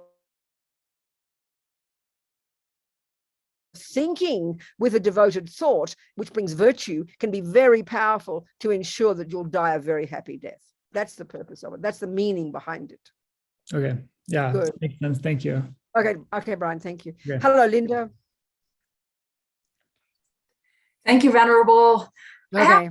You've talked quite a bit about organ donors and what happens with them in their dying process. As an organ recipient, and on the list again for another renal transplant, I have a question about that organ. What happens with that when it's put into another person's body? Yes. Are you saying you yourself have somebody else's kidney? Yeah. Yes. How amazing. So I think, I mean, my own take on it, especially when I hear stories from people about how they feel the presence of that other person, that kind of thing. I mean, I don't know if you're saying any of that, but you didn't say it, but never mind. I'm going to make a comment. It seems to me, you know, it's like everybody we meet, we've got some karmic connection with them. Anything anyone does to us is the result of negative, positive or negative karma, a relationship. So it seems to me, for example, let's say a person you got, you know, we've all got a mother. I mean, look at that intense karma. We don't just get a damn body from a person called a mother and a father. That shows a pretty intensive karmic connection. You get my point here, Linda? So there's a really powerful history between us and our mother and father. And we all know it can be negative or positive. They can be horrible parents because we've got some negative karma with them. But the fact is we get an entire body from another person called a mother. It's absolutely unbelievable karma. So then clearly we have a strong karmic connection. And so then we even share similar qualities. I mean, the Buddhist view is you don't get your love and your compassion from your mother and father, but you've got a strong karmic connection with them. Well, it seems to me then look at the karma you must have with seemingly random person called Fred who dies, and you, like a miracle, get this man's kidney. I mean, you must have a very powerful karmic connection from having done something incredibly virtuous to that person in the past. So it wouldn't be surprising, let's say, when I hear some of these reports, that you have because you have such a strong connection with Fred, you can even feel the presence of Fred. Fred is not in his kidney. His mind is in another body now with another life, but it was his body. So the karma is quite strong, I would say. Pretty amazing that this person is repaying a karmic debt to you from whatever life when you've supported them. What do you think? And how does that fit with, so that's a positive, virtuous karmic thing that I have received. Absolutely. Absolutely amazing. Absolutely incredible that you got the virtuous karma to be supported by having someone else's kidney so that you can live. That's pretty incredible. Yes. Pretty special. Thank Absolutely. you. Yes, good. Thanks, Linda. What else, people? Questions? Yes, Hillary. Venerable, thank you for these precious. Yeah. My question is, if you're terminally ill and you decide, say you're in a state that assisted suicide is legal, if you were to go through with that to end a terminal illness early, is that planting negative seeds of karma? Or okay, it's a really good point, Hillary. All we can do is analyze what's in the mind of the person who decides they want to end their life. So, I mean, if you're talking theoretically, if you're talking from experience, then tell me what you think. I mean, what do you think a motivation would be for a person who wants to decide to end their life? What would be the motivation that compels you to do that? Because everything we do is compelled by our motivation, and there's either a negative one or a positive one, or kind of variations, In other words, it's either an altruistic, appropriate, virtuous motivation, or it's one more related to fears or attachment or whatever, broadly speaking. So let's discuss it. What do you think? Well, on the surface, it seems that you would be wanting to lessen your own suffering. Right, it's to do with that, isn't it? Of course it is, yes. It does, but then it's also seems like it's attached to a little fear as well. I think, by definition, of course, that's just, and it's not judgment. We've got to remember this. Just necessarily, everybody wants happy feelings and nobody wants suffering feelings. And we all know that due to past karma, we can have some terrible, terrible suffering feelings. Some people's sickness and pain are unbearably painful to even hear about them. I can't even imagine the pain. So of course, there's going to be naturally intense aversion. I mean, in our culture, it's very fascinating. This is a really good point. First of all, let's just look at this point that, we assume because in the Buddhist view, attachment is so primordial, we so take it for granted. I think in our psychological views, we naturally assume it's natural to be angry or upset or freaked out when you have pain. But the Buddhist approach is the body isn't the mind, and this is the whole point of Buddhist practice. When we can begin to understand the body is not the mind, and we can learn to profoundly change our mind and learn not to be angry every time the husband is mean, or equally not to be angry every time we get a headache. But we just have this assumption, well, of course I'm angry. Look what my husband did. Of course I'm angry. Of course I'm afraid. Look at the pain. But if we understand the mind, we can learn to know we can use our difficult experiences, if we're really practicing, as marvelous opportunities for practice. And we are the beneficiary of that. And so, of course, therefore, wanting to stop pain, which we would say is natural, is clearly coming from attachment and aversion. It sounds kind of brutal to say it this way because it sounds like judgment, but it's very logical because that's how we all are. We can't stand the thought of pain. We can't bear, and we can understand it. Some pain is unbelievably, I can't imagine the pain people live through. So naturally, when there's strong aversion and fear, anything we do on the basis of that can only be troubling, because it's not a clear attitude, it's not a clear view, it's not coming from a spacious mind, and we therefore do not know the karmic consequences, but we can assume the karmic consequences of an action done based on those views can only be a suffering one. And it's not judgment, it's just kind of natural. But if you, for example, if you, let's say you had a really advanced stage cancer, and you had maybe a month to live, and you knew that towards the end there would be incredible suffering, and you wouldn't be able to put your mind in a peaceful place. It's the same motivation. It's the right, same the way motivation. we've been talking about. Yeah, it's the same motivation, I think. I mean, this is not a moralistic discussion. This is not a judgmental discussion. It's just to look at with a clear-eyed analysis of the Buddhist view of what is a positive action and what is a negative one. What looking at a motivation. So the Buddhist one always would be, when you know karma more and more and more, when we understand karma more and more, when we take it as our hypothesis, we take it as the view that interprets and explains to us our experiences of happiness and suffering, then the Buddhist approach, as much as we can, is to learn to greet the problems, to do everything we can. I mean, do everything you can to lessen the pain, take every painkiller, do everything you can. But one of the key points in the Buddhist view about death is we need to have the mind to be peaceful, virtuous, relaxed, spacious, and clear. You need to, I mean, so even if you are in a lot of pain and you don't even decide to kill yourself first, it's really important to not be so drugged out of your brain. This is another whole discussion now, but it's crucial. In our culture, I think we tend to think, oh, look at her, she looks so peaceful because she's drugged out of her brain on some other drug. But that doesn't follow at all. If the mind is distressed, then even when you're in a coma, even when you're in a dream and you're out of your brain on drugs, your mind will still be distressed. So it's not true from the Buddhist perspective that because you look like you're physically not having pain because you're drugged out of your brain, your mind will still be distressed. So you can't escape that.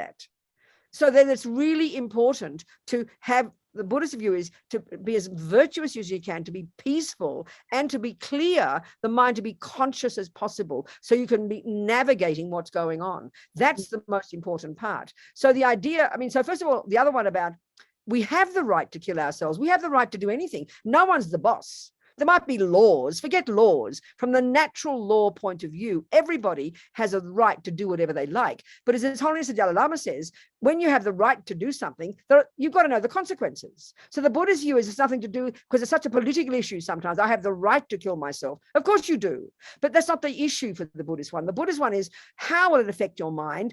Will you be certain that you can die a peaceful, happy death so that a virtuous karmic seed can be triggered at the time you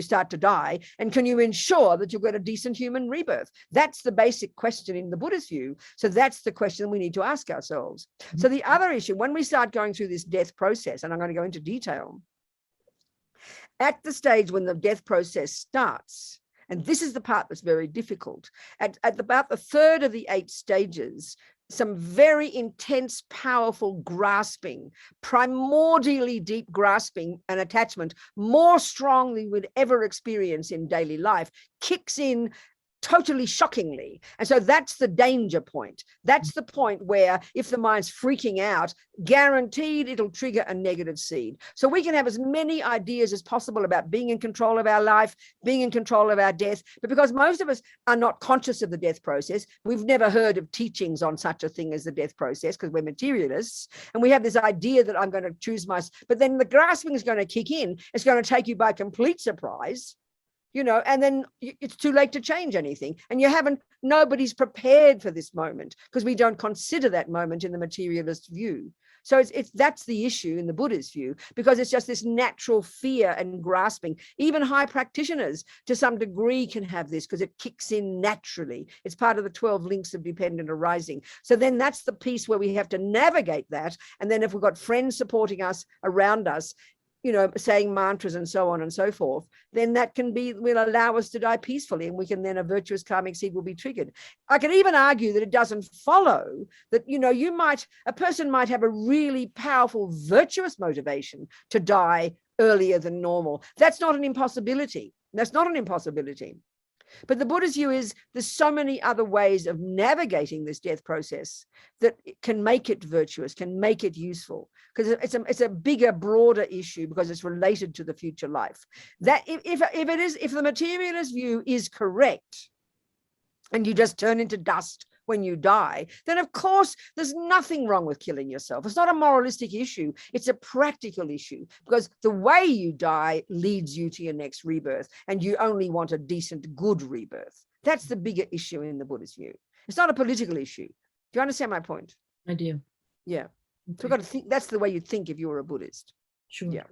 Okay. Thank you. Okay. Yes, Jane. I've got to close my curtain. I can't see a thing. This sun is shining in. Okay, God, now I can see you. Talk to me.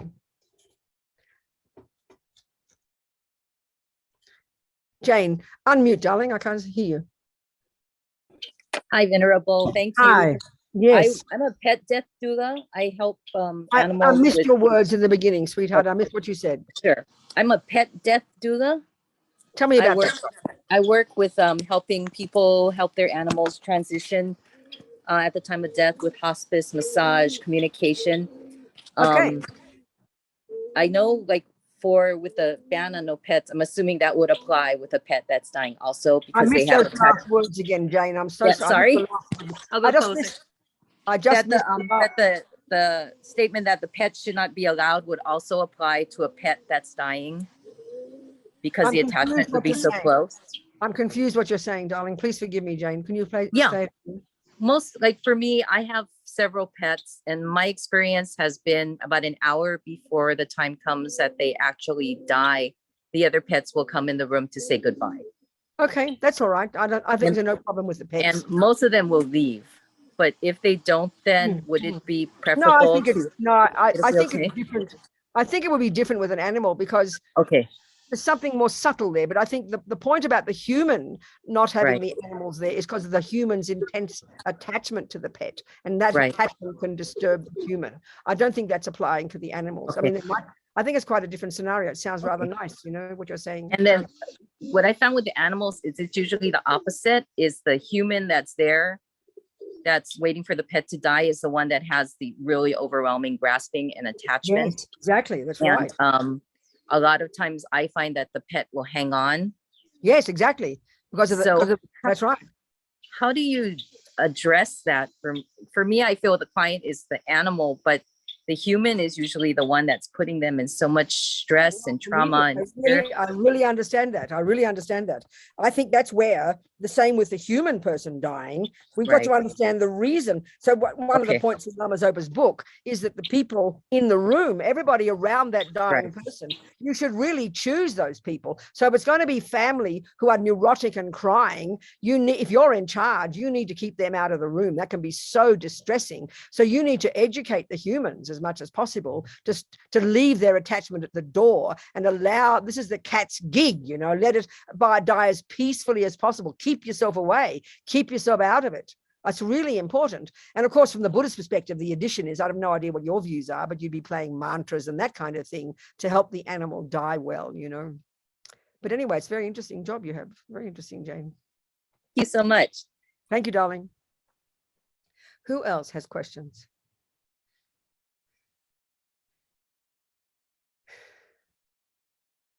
Kate's phone. Human death. Oh, okay. Human death doulas. So tell me about what they do. Tell me, Kate. Tell me what they do. Is that what you do? Is that what you call it? I was a hospice nurse, so Okay. it's a Okay. registered Okay. nurse. So a death doula is the INELDA organization, is the International Death Doula Organization that will list anybody from around the world for a death doula. In the States, hospice and Medicare Medicare and Medicaid cover 100% of hospice benefits. But because of recent congressional things, there's not that side-by-side, day in, day out care provided, or things like a death doula can arrange, like for the Lama that was transferred up to Northern California. There are different rules that you have to get certificates for travel and such. A death doula, if you have a certain plan, can help you plan your death. Also, So what with does a what death doula do? What's their job? They are basically like a birth doula. It's just that other part of the life of a death. So they will be at your side if you want, doing prayers, helping family there, fulfilling your wishes while you're going through the death process. Okay, good. It's separate from the medical side of I hospice. see. Yeah, that's really what Lama Zopa is talking about in this book. He said the doctors and nurses do their job. So in a sense, Rinpoche is giving advice about how to be a Buddhist death doula, basically. That's exactly the point. That's exactly right. Now I understand. Yeah. Very powerful role. That's a very marvelous role, actually. That's what we're discussing here, exactly. And as Lama Zopa says, it's education we should all have, because everybody in your life is going to die at some point. You know, it's really true, isn't it? Thank you, Kate. So who else is there? Any questions at all, people? It's really important. Any questions? So otherwise, we can start to discuss the death process itself. Okay. I'll use Lama Zopa's book as the basis. I think some of this is in your course notes. You can see it yourself, but let me just go through. Second.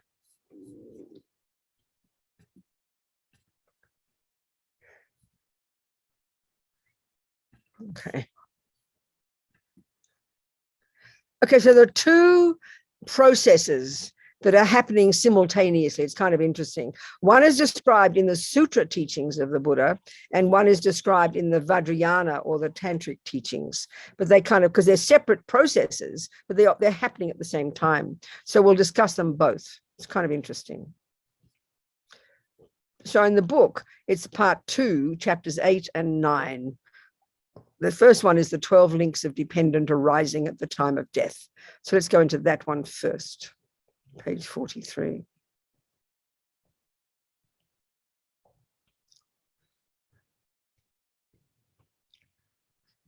Okay.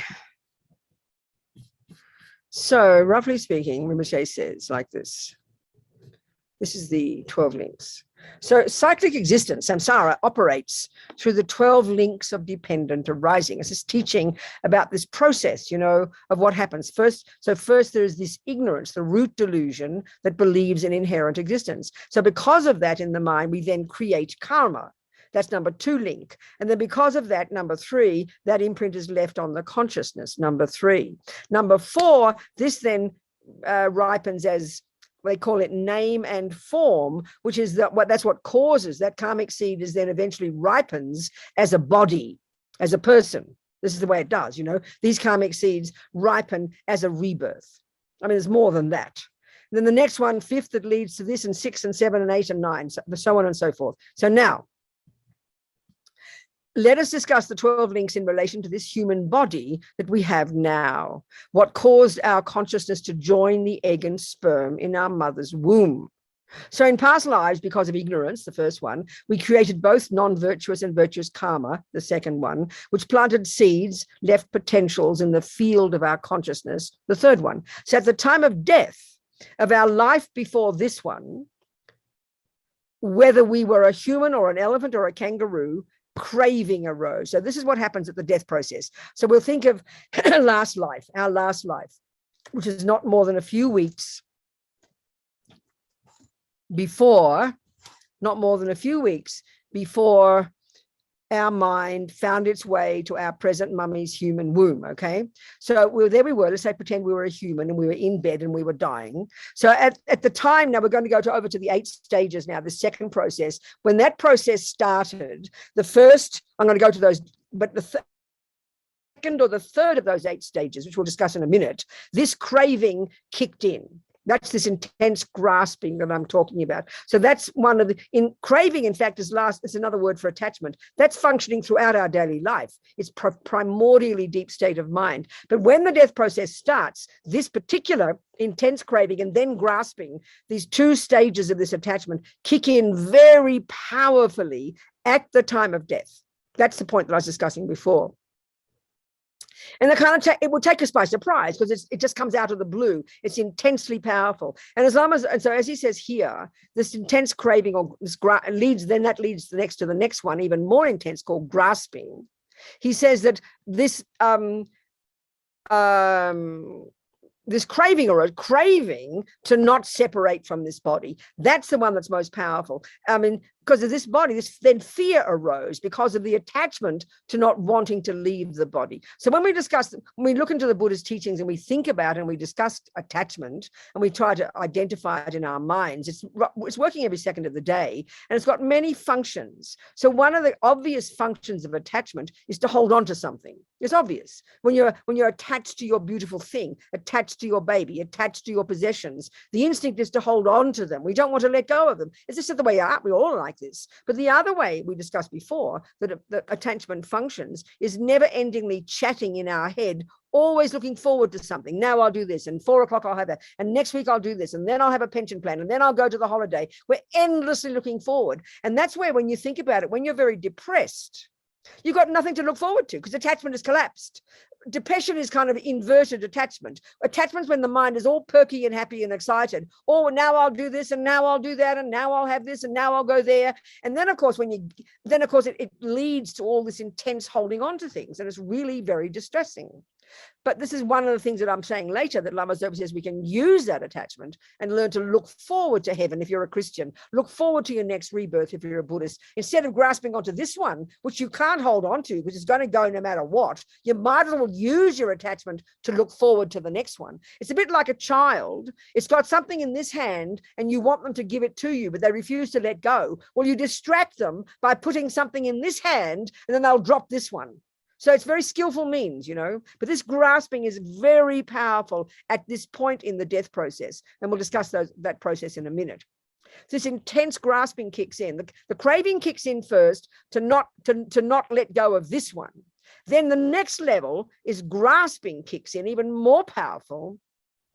And this grasping, what does he say about it? Even stronger form of attachment. So in our case, being a human, and this sounds very odd, we must have had intense grasping to get a human body. That's one of the causes of how come we even got a human body. Even though grasping is a delusion, it factored in. So if you've been living all your life, living according to the laws of karma, and recognizing you're going to die and thinking, okay, I want another decent human body, this grasping will still kick in and be grasping at that. But because you've been practicing virtue all your life, it'll trigger a virtuous karmic seed. So this grasping is what triggers the karmic seed that will cause your future life. So in the case of intense grasping based on huge panic and no much virtue, that can only trigger a negative seed. That's the point. And that's why we just got to be really to know how to navigate this process. I mean, this is quite detailed and quite subtle. We don't notice. Well, this is not the analysis we use in in daily life. So let's say you got really attached to your animals. Let's say your beloved pet or anything. You're attached to anything. Say you're attached to your possessions, and then you die with that attachment. That can be really tortured for the mind, and that can only trigger a negative seed and cause you a suffering rebirth. Even though the grasping still occurs no matter what, if you've been practicing and virtuous and you're trying to navigate this with a relatively peaceful mind, that grasping can catalyze a virtuous karmic seed. So these are really kind of happen primordially. So Rinpoche is saying grasping at a human birth is a cause for receiving one. So it can still be good. Even to think looking forward to a human body can still be a useful thing, because it can be one of the causes to trigger a karmic seed, which in our case was a virtuous karmic seed of non-killing that was triggered, that caused us to go to our present mother's human womb. I mean, it's many things I'm saying, and maybe I'm making it sound complicated. There's many things involved. But this is sort of a little bit this particular process that arises. And the key point is, because that grasping kicks in so strongly, whoever you are, until you're highly evolved as a practitioner, it can be, because grasping is not comfortable, and because we have many lifetimes, and we've not faced fear, not faced our death in most of them. Whereas if you've lived your life in this life with recognition of death, accepting impermanence, the grasping will still arise, but it won't be terrifying. You'll be able to navigate it. So that's why, to help your animals die peacefully, to help your beloveds die peacefully, keep the other things out of the room that they want to hold on to, like their beloveds and their children or their money or whatever, keep that all away so the attachment can be focused on the next life. And then that can help trigger a virtuous karmic seed. That's how they talk. I think it's enough about all that.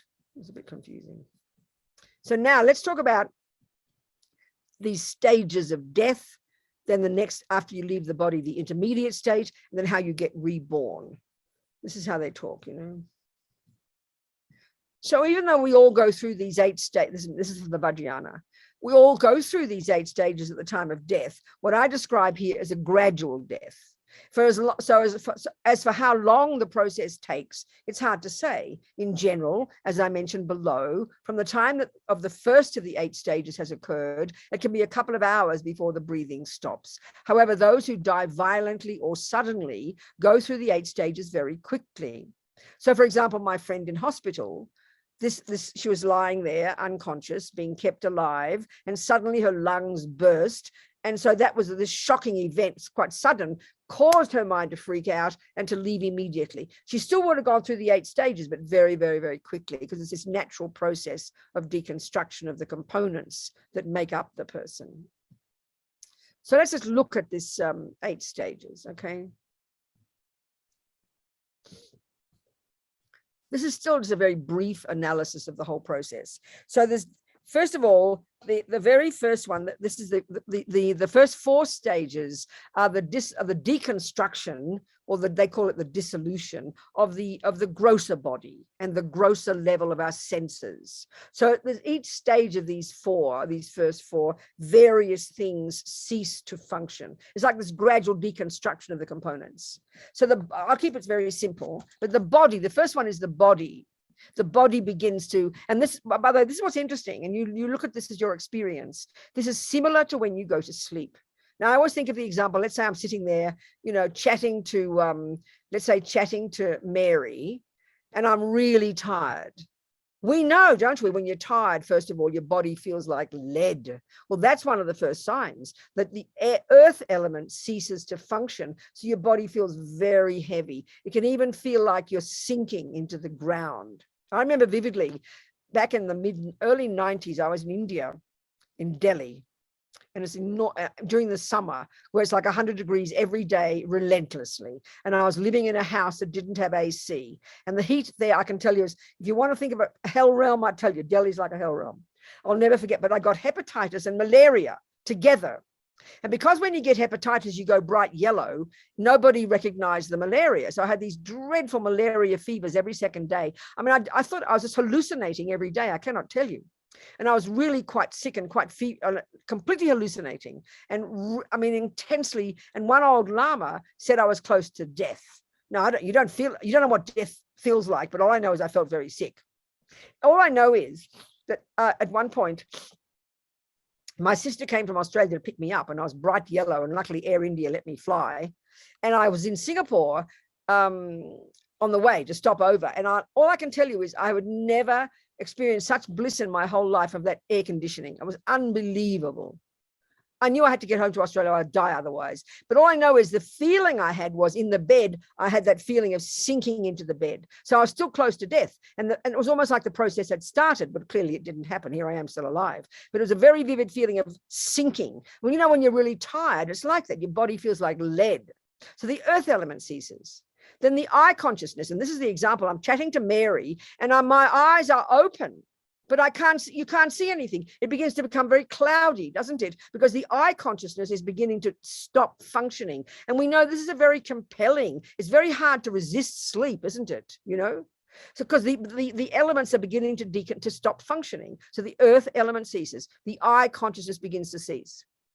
At the same time, there's this they talk about a very subtle vision. They refer to each of these 8 stages is labeled in terms of this subtle vision that only the yogis can observe. But when one does the meditation, one can imagine seeing these. So at the point here, this interplay of the earth element and then the next element, which is water, they say this is called the vision of a mirage, this subtle kind of vision of a mirage. This happens every time you go to sleep, but we don't notice. And this is the sign of the first of the 8 stages. The earth element has ceased. Your eye consciousness is beginning to cease. And this leads to the next one, where they talk about how this ability to distinguish between pleasure, pain, and indifference begins to cease. The feeling of the water element, the liquids in your body begin to dry up, you know. Your ear consciousness starts to cease. Now this is happening. I'm still sitting upright, and I lost the last 20 seconds of what Mary said. We all have that experience because your ear consciousness is beginning to cease. You're still sitting upright. You haven't fallen to sleep yet. This happens. This is what happens at death. The ear begins to cease. And then there's this subtle sign. They say it's like the interplay of water element and then the next one, which is fire. So it's like smoky, you know, they call it the vision of smoke. This is a very brief summary, okay? Then next is the feeling of the mind. So at this point, this is the second level, at the second stage. At this point now, I'll read you what Lama Zopa says. As Pabonka Rinpoche says, in Liberation in the Palm of Your Hand, your dying thoughts activate the karma that will be the cause of your next rebirth. And the activators of this throwing karma, they call it, the one that throws you into the next life, are the 8th and 9th links, craving and grasping, which we just talked about, discussed in the previous chapter. Rinpoche says this takes place while the mind is still active and you can still recall virtue or be reminded of it by other people. That's about now. At this point, it is so important to be able to control the arising of all the disturbing emotions by remembering your teacher, the teachings, whatever the teachings are. You know, if you're a Christian, remembering God, which gives us the chance to be born in a good rebirth, you know. So at this point, at about this second stage is when this grasping kicks in very strongly. So this is where the mind needs to be peaceful at this point, you know. In other words, it's the same thing. It's like you're crossing over a freeway and that's dangerous. You need to keep your mind peaceful. If you start freaking out, you're going to guarantee to have an accident. You need to keep your mind peaceful when this difficulty starts. And that's where you can, if you practice all your life, you'll be fine, you know. That's why having a person to help you is incredibly important. And that's why the job of helping the animals the same. It's really marvelous. So, you know, if the negative thoughts arise, that'll trigger, the grasping will trigger a negative karmic seed in one of your millions of karmic seeds in your karmic bank vault from your past actions. And if your mind is relatively peaceful, then a positive seed will be triggered. So now the third one, this is at this point when you still kind of got your wits about you. The third one is now your ability to even distinguish between friends and enemies and strangers, completely gone. You got your ugly old auntie on the left of the bed and your beloved husband on the right, and you can't tell the difference. Gradually, your mind is losing the plot, you know. Now your fire element ceases and the heat begins to, you know, disappear either from your crown first or from your feet first, depending on the karma that was triggered. As I said before, if a negative seed is triggered, then the heat will leave your head first. And if a positive karmic seed is triggered, the heat will leave your feet first. And all the heat comes down and ends up in the heart chakra. And then at this point, at this third stage, the vision is like sparks. The smell consciousness ceases, and then it's like this vision of sparks, you know. Then at this point, now the next one, so by this point, your ears have gone, your eyes have gone, the heat is going out of your body, your earth element has ceased, your water element has ceased, your fire element has ceased. You're deconstructing. By this point, you've practically lost the plot. You know, there's no longer this fourth point, the ability to even distinguish who you are. Now you've lost that completely. You know, normally we hear words and we can understand the meaning, but you know, you're losing the plot. By this point, you can't even put anything together in your mind. You've lost it completely. Finally, this point, the nose consciousness ceases and your tactile consciousness ceases. No, sorry, the tongue. Nose happens before, but now the tongue consciousness ceases and the tactile consciousness.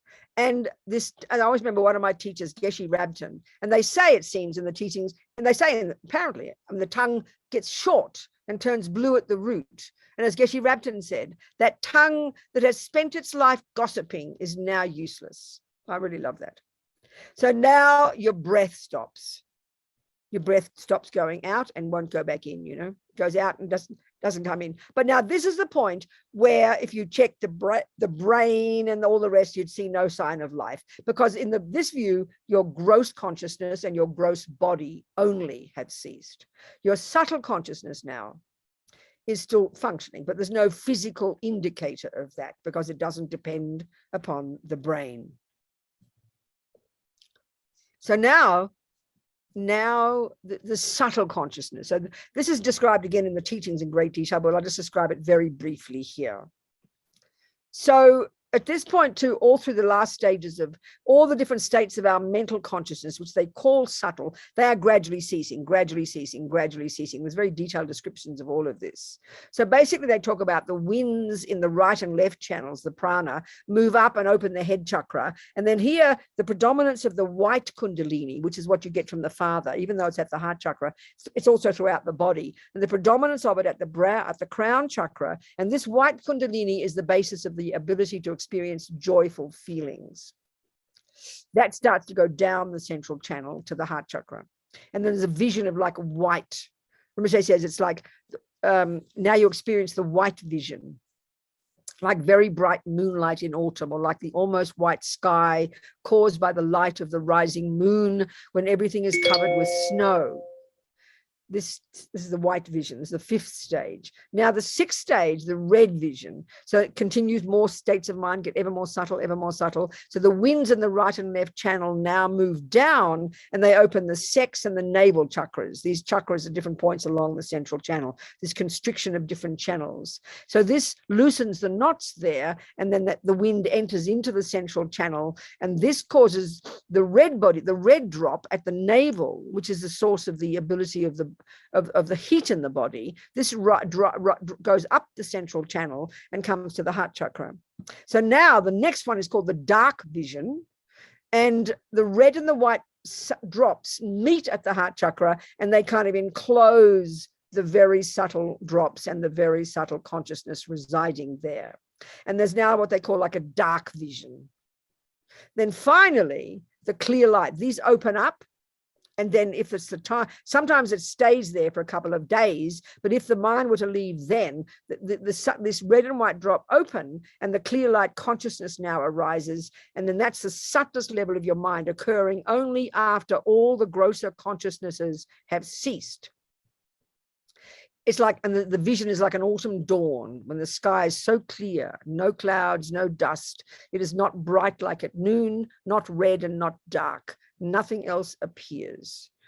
The yogis who are in this process, who are controlled, continue to meditate at this point and can stay as long as they like, sometimes for days and weeks and even months. There's many reports of this. This is the subtlest level of our mind, the most potent. Now, we go through this every time we sleep, but who's aware of it?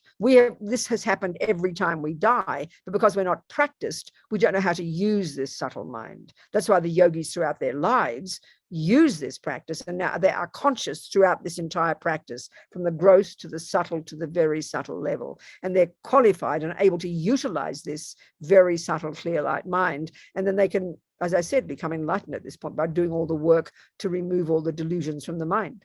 So now death occurs when this indestructible drop splits open and the extremely subtle mind, because the indestructible drop is made up of this subtle egg and the subtle white and red drop from the mother and father that you got at conception. This is the very subtle drop. So when that opens, death occurs when that opens and the clear light consciousness leaves the body to the crown, the eyes, or whatever, as we discussed. That's when death occurs. And that can easily be 3 days after you've stopped breathing. So what happens then? You go through this 8 stages in reverse, and then it's kind of like you wake up in a mini type of life, and they call that the intermediate state. So that's really experientially equivalent exactly to a dream state. It's your subtle mind. And it's can be very intense experience, like a nightmare can be very intense, depending on the karma that was triggered when you stopped breathing. This could be a very blissful experience, a very intense experience. And this can last up to 7 weeks, they say, like 49 days. And so when the time comes for your new mummy and daddy to be ready, for your mind to go there, that's the condition for your rebirth, isn't it? And this, of course, is not covering, all the people who get conceived in a Petri dish. This is very fascinating. I'm thinking they have to discuss all this to understand how it works. When does the consciousness go there? Because the typical kind of conception, we know, the old-fashioned kind of conception, is when mummy and daddy hop into bed and the egg and sperm join, don't they? So what happens, roughly speaking, is this. The moment the indestructible drop splits open, your very subtle, so you've got gross consciousness, subtle consciousness, very subtle consciousness. And very subtle consciousness is the same as your clear light consciousness. So the moment the indestructible drop splits open, your very subtle consciousness leaves the heart chakra and then leaves through the crown or whatever. And that's your consciousness, it leaving through the crown or whatever. And it becomes, and that second, the moment it opens up at the heart chakra, now you've become the intermediate state person, even before it leaves the gross body. The extremely subtle wind. Okay, this is the point. Once the karma is over, you can even see the world you just left behind, your relatives and your dead body, but the karma is finished and you don't recognize any of it and you have no desire to go back. So this is the point about those near-death experiences. You can come back, you can go through these stages, but you can't come back if you've left the body. Once you've left the body, you're done, you're finished. But you can have this close to death experience before you get to the clear light. You get as far as I think it's usually probably doesn't go much grosser, much subtler, I don't know this, than the fourth or the fifth stage maybe. Then you come back, you're not dead yet,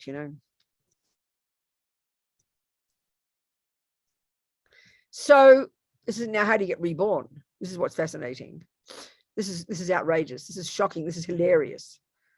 Freud would have loved this. As I mentioned, the experience of being reborn is similar to the experience of, so death is similar to the sleep experience. The dream state is similar to the bardo experience. And then being reborn is very similar to waking up from sleep. But clearly that's more, waking up in a new body is far more dramatic than waking up in the same body, isn't it? So if from the intermediate state, you will take rebirth as a human, you're in this intermediate state, like subtle, it's like a dream state. And when your mummy and daddy hop into bed, the karma's ripening and you will see them in sexual union, So if you're going to be, this is what they say, if you're going to be born as a male, you'll be attracted to the mother and will have aversion for the father and vice versa. So because of the habit, the karmic imprint of attachment to sexual union, the intermediate state being will want to embrace, have sexual intercourse with the one it's attracted to. But as your consciousness approaches, driven by this attachment, you see, Buddha calls this an attachment realm. There's far more to talk about. We haven't got time. But this is what he means by a desire realm. This realm that we exist in, this human realm, is driven karmically by attachment.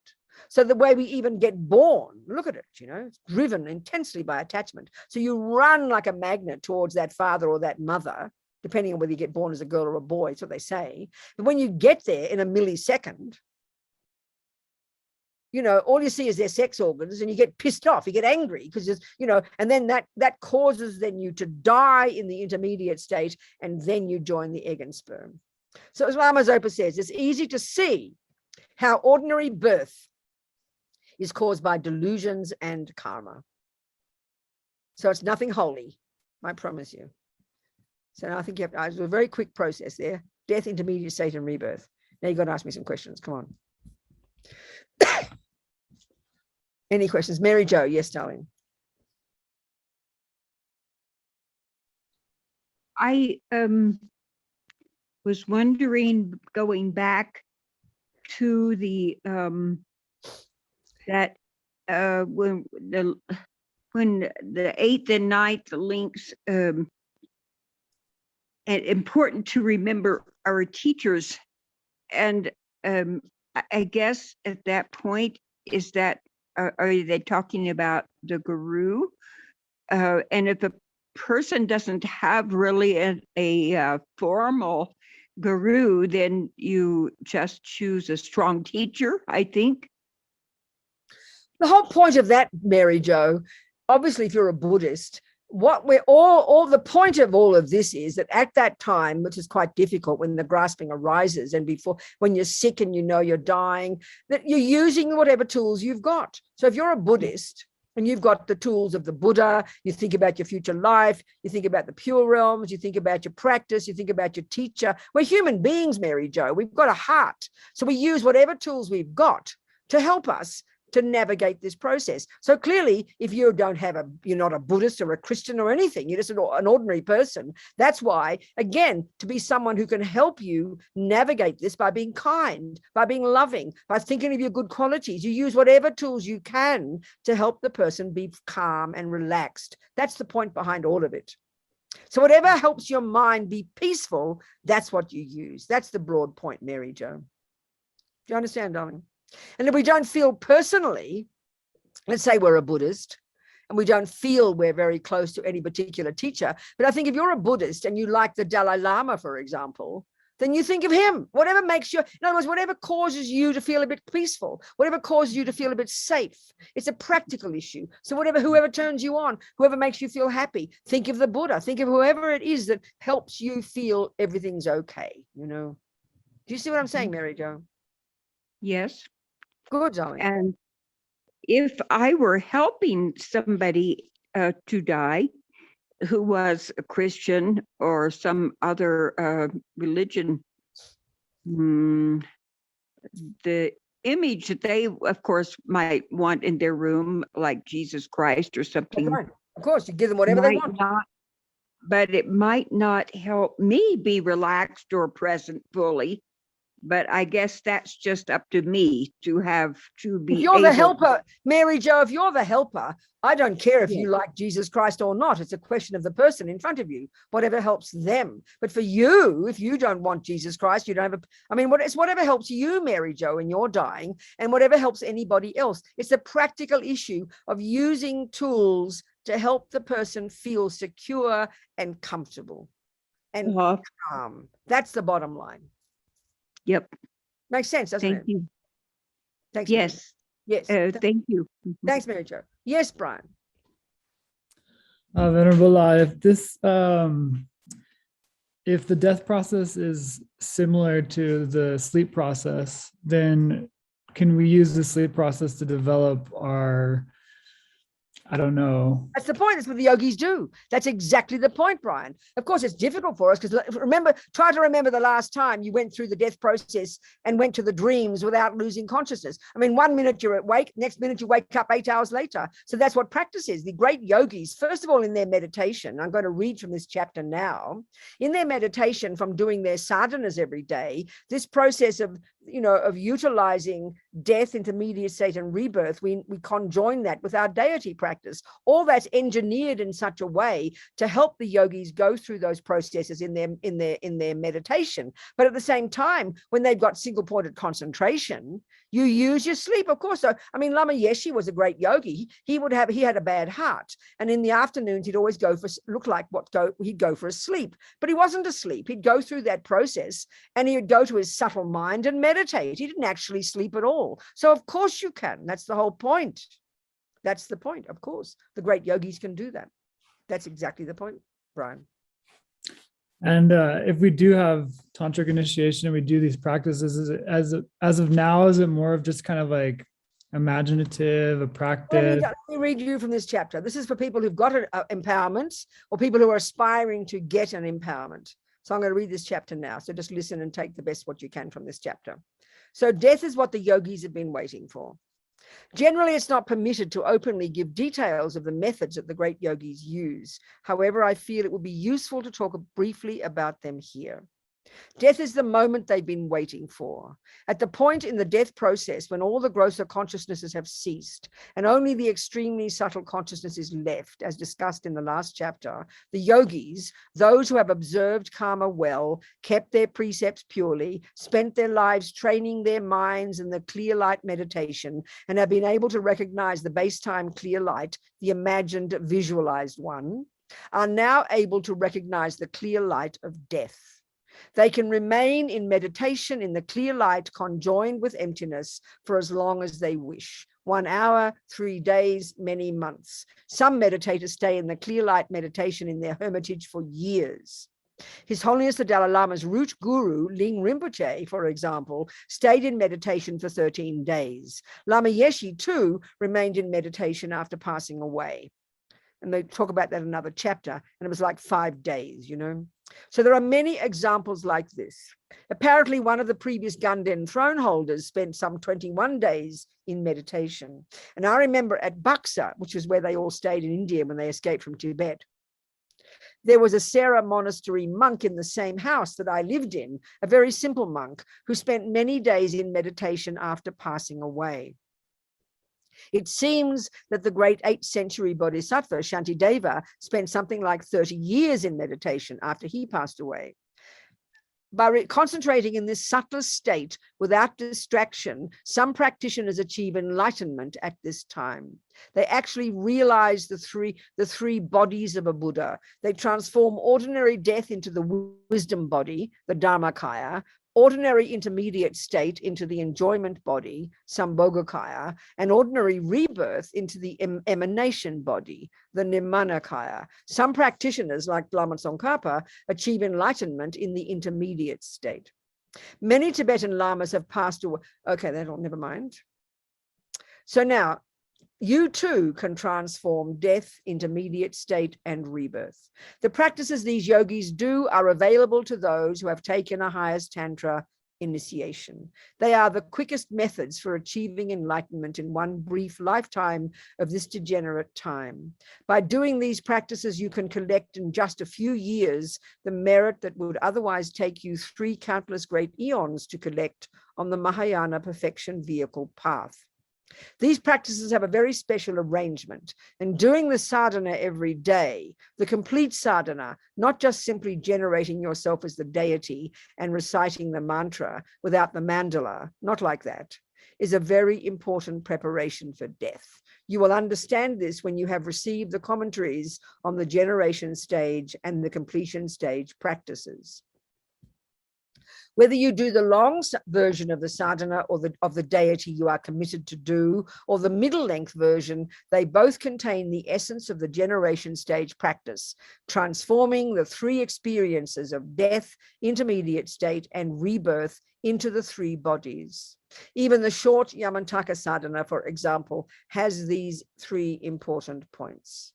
So by meditating in this way, you prepare your mental continuum by purifying ordinary death, ordinary intermediate state, and ordinary rebirth, enabling you to actualize the path-time Dharmakaya, the path-time Sambhogakaya, and the path-time Nirmanakaya, thus planting the seeds to achieve the result-time 3 bodies, which is enlightenment. When you just recite the words, there is, of course, a positive imprint left on your mind, but you are not strongly preparing your mind as you would if you were to actually meditate. Serkan Senchab Rinpoche used to emphasize very much that if you are busy and can't do much meditation in the deity sadhanas, when it comes to your daily commitments, you should do more elaborate meditations for your main deity. You can do your other sadhanas quickly. However, in all your sadhanas, you must do the 3 kayas meditation, even if it's not elaborate, even if you don't follow the extensive procedures. You should at least meditate on the last point, the 4 qualities of the foundation, having the divine pride, thinking, this is the result time Dharmakaya, this is me, and so on. And then on the day you die, because you have trained your mind by doing your sadhanas every day, you are able to recognize what's happening, the 25 stages of dissolution without missing any, because that 8 stages consists of 25 stages altogether. Just as you had meditated, because your mind is well trained, you are able to recognize the clear light. And during the intermediate state and at the time of your birth as well, you'll be able to meditate, to visualize the deity. Practicing the highest Tantra path like this, using death as a quick path to enlightenment, is incredible. It is the quickest way to purify the defilements, the dualistic view.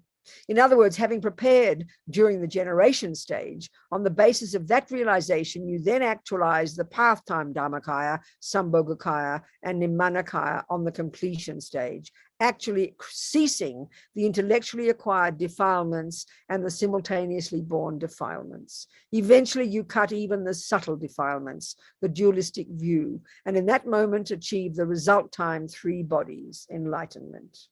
This is how you can enjoy death by using the tantric path, the quickest way to achieve enlightenment. So if you have taken empowerments, take that advice. And if you haven't, then maybe aspire to take empowerments at some point. Okay, so any questions, people? What time is it? It's 4 o'clock. We started at 1. So we can keep going, and yeah, we'll keep going. Come on. So any questions? Any questions? Any questions of any kind so far? Because really, I think we've covered all the things I wanted to cover today.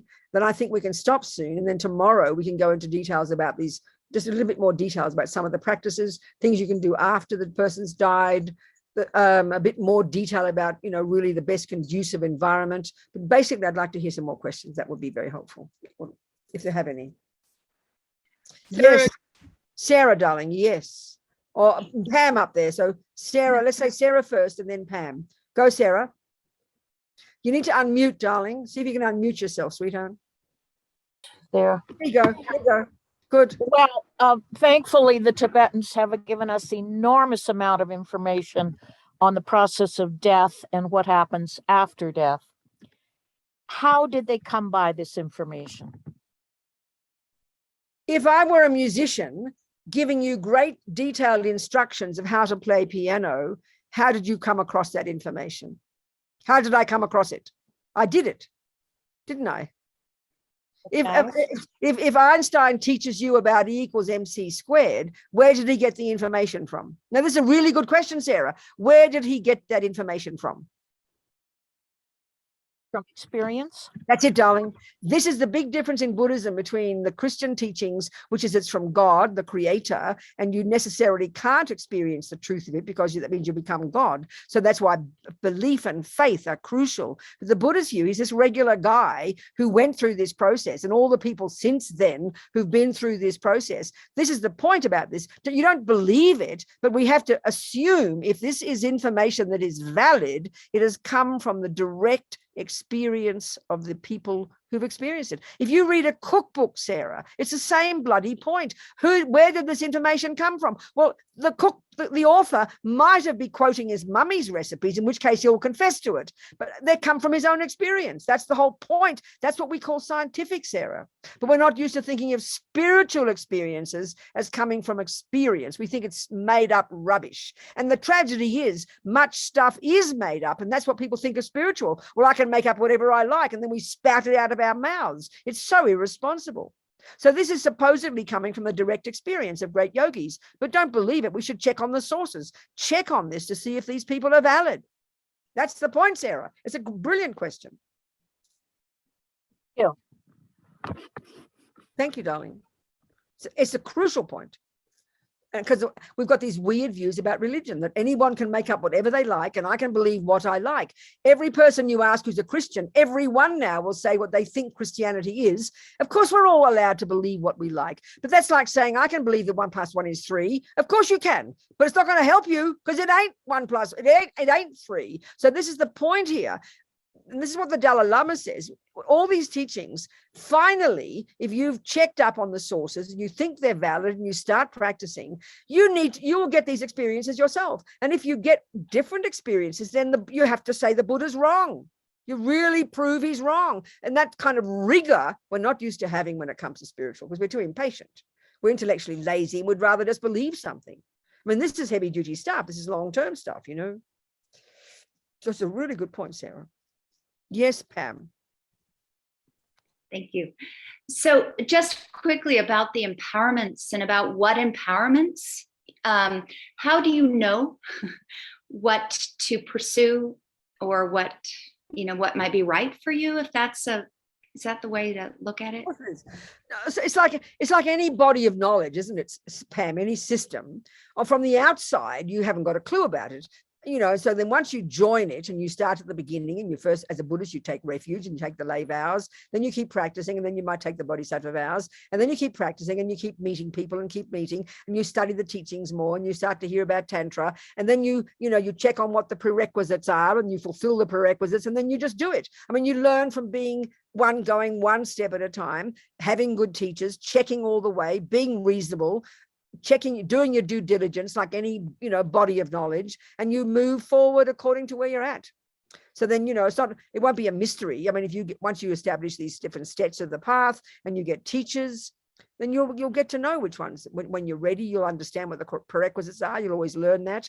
And then you'll realize you'll either be given advice from your teacher whom you trust, or you'll think, I really feel I want to do that one. And you check that you are qualified. If you're qualified, you take it. I mean, there's steps all the way, you know. Do you understand, darling? Does that make sense? Yes. Yeah. Yeah. Yes, Lou. I know, Robina, yesterday you had mentioned something about a prayer you say At the night time when I go to sleep. at Yeah. night about the Pure Land. Yeah, that's Could you mention that real quick? What I that can, is? and I thought I'd talk about that tomorrow, but let me talk about it now because I think I should stop soon. I think we've had enough today. It's pretty intense. 3 hours is good enough. And anyway, I'll mention it here briefly, Lou, and I'll go into it tomorrow. I'll go into more detail. Okay. No, I think I'd rather talk about it tomorrow. Can you wait if you don't die? You wait till tomorrow. Is that okay? I can catch. Don't worry, I can catch. What? I was gonna say I can catch it on the YouTube, so because I'm not gonna be able to attend tomorrow. Oh, what a pity. Okay. What I'll do though, I will send you this prayer. It's by Tsongkhapa, and it's a prayer to be. It's quite, you know, it takes about 10 minutes to recite it, and it's just a prayer to be reborn in Amitabha's Pure Land. But I want to spend a bit of time describing all that and just the logic behind it because it's a part of the Vajrayana, and I don't want to do it today. It's enough today. I Okay. think. Thank you very much. All right, darling. I'll talk about it. So, Sweetie Pies, I think, what else is there? Vicky has got a question, and Olive. Please talk to me. Come on. Vicky first. Yes, Go. thank you, Venerable. Oh, me? No. Yes, Vicky, go. Yes, Vicky. Okay, thank you, Venerable. When I have lapses in doing sadhanas and practices that I'm supposed to do, is Vajrasattva the right antidote? Is that what I should do to get back on? I understand that. Depends on which practices and depends on how much you don't do whatever. But there's another practice, Vicky, that's called Samaya Vajra. Have you heard of that practice? No. Okay, darling, I think it's best if I send you this. In fact, if you've already got it. If I've sent you that big document, which is suitable for people who've taken highest yoga tantra empowerments, yes, the Samaya Vajra meditation is in there. So please go to the contents and go down the contents and you will find it and do that practice best. Thank you. All right, darling. Thank you. Yes, Olive.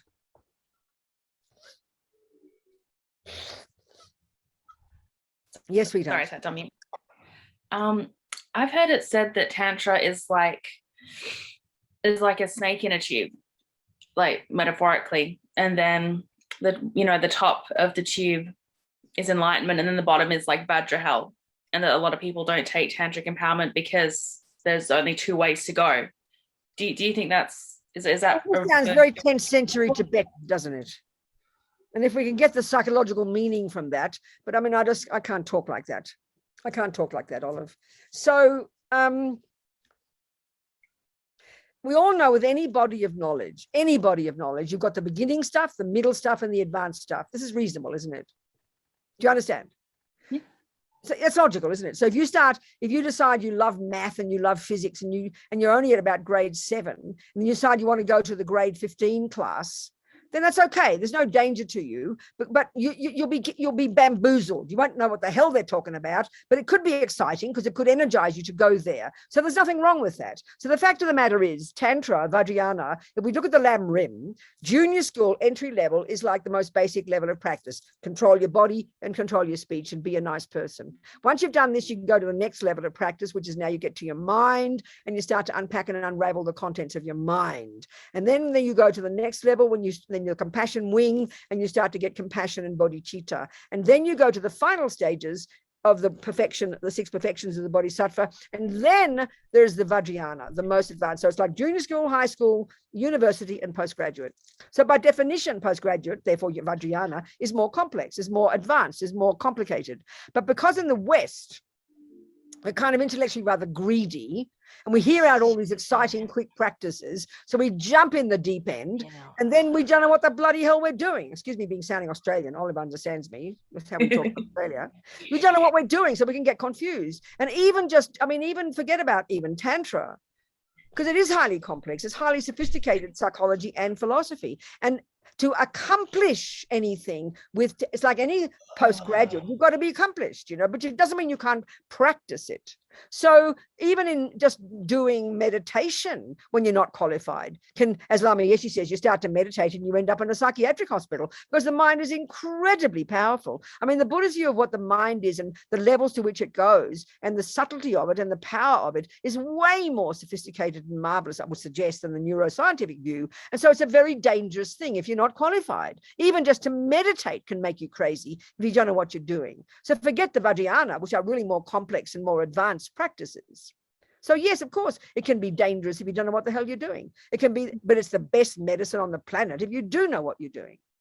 So it's up to us to be qualified and to go one step at a time, strongly, carefully, practicing each step of the way, doing it all properly, like you would in any body of knowledge. And each step of the way you get qualified, don't you? But it's got to be, and of course here, because it's got to be strongly based on being humble, on being patient, on being very skillful. This is because it's a mental process that we're describing, Do you understand, Olive? Yes, that makes sense. Good, Thank you. good. Well, sweetie pies, I think it's enough for today. And then tomorrow we'll go into more detail about different things, but have your questions in case. We'll go to more things about how to prepare, how to help, the conditions that are necessary, just a few more things, and certainly go into discussing this business of what Pure Lands are. And yeah, more of that, more tomorrow. All right, people. I think we're meeting tomorrow. What time? Mary or somebody, Shayla? Tomorrow, Venerable Robina and everyone, welcome back at 1 o'clock to 3 o'clock Mountain Standard Time. Tomorrow. Okay, good. Okay, darling people. So we just dedicate, we're thinking all this information. If there's any of it that's been useful, any of these seeds we planted in our mind, may they ripen in the future. May we use this information to help us develop our amazing potential to live a good life so we can die well, so we can carry on our path next life without interruption. That's the long-term plan. So we can develop our incredible potential for the sake of sentient beings. That's all, sweethearts. Thank you so much. Much love. Thank you, everybody. See you tomorrow. Goodbye.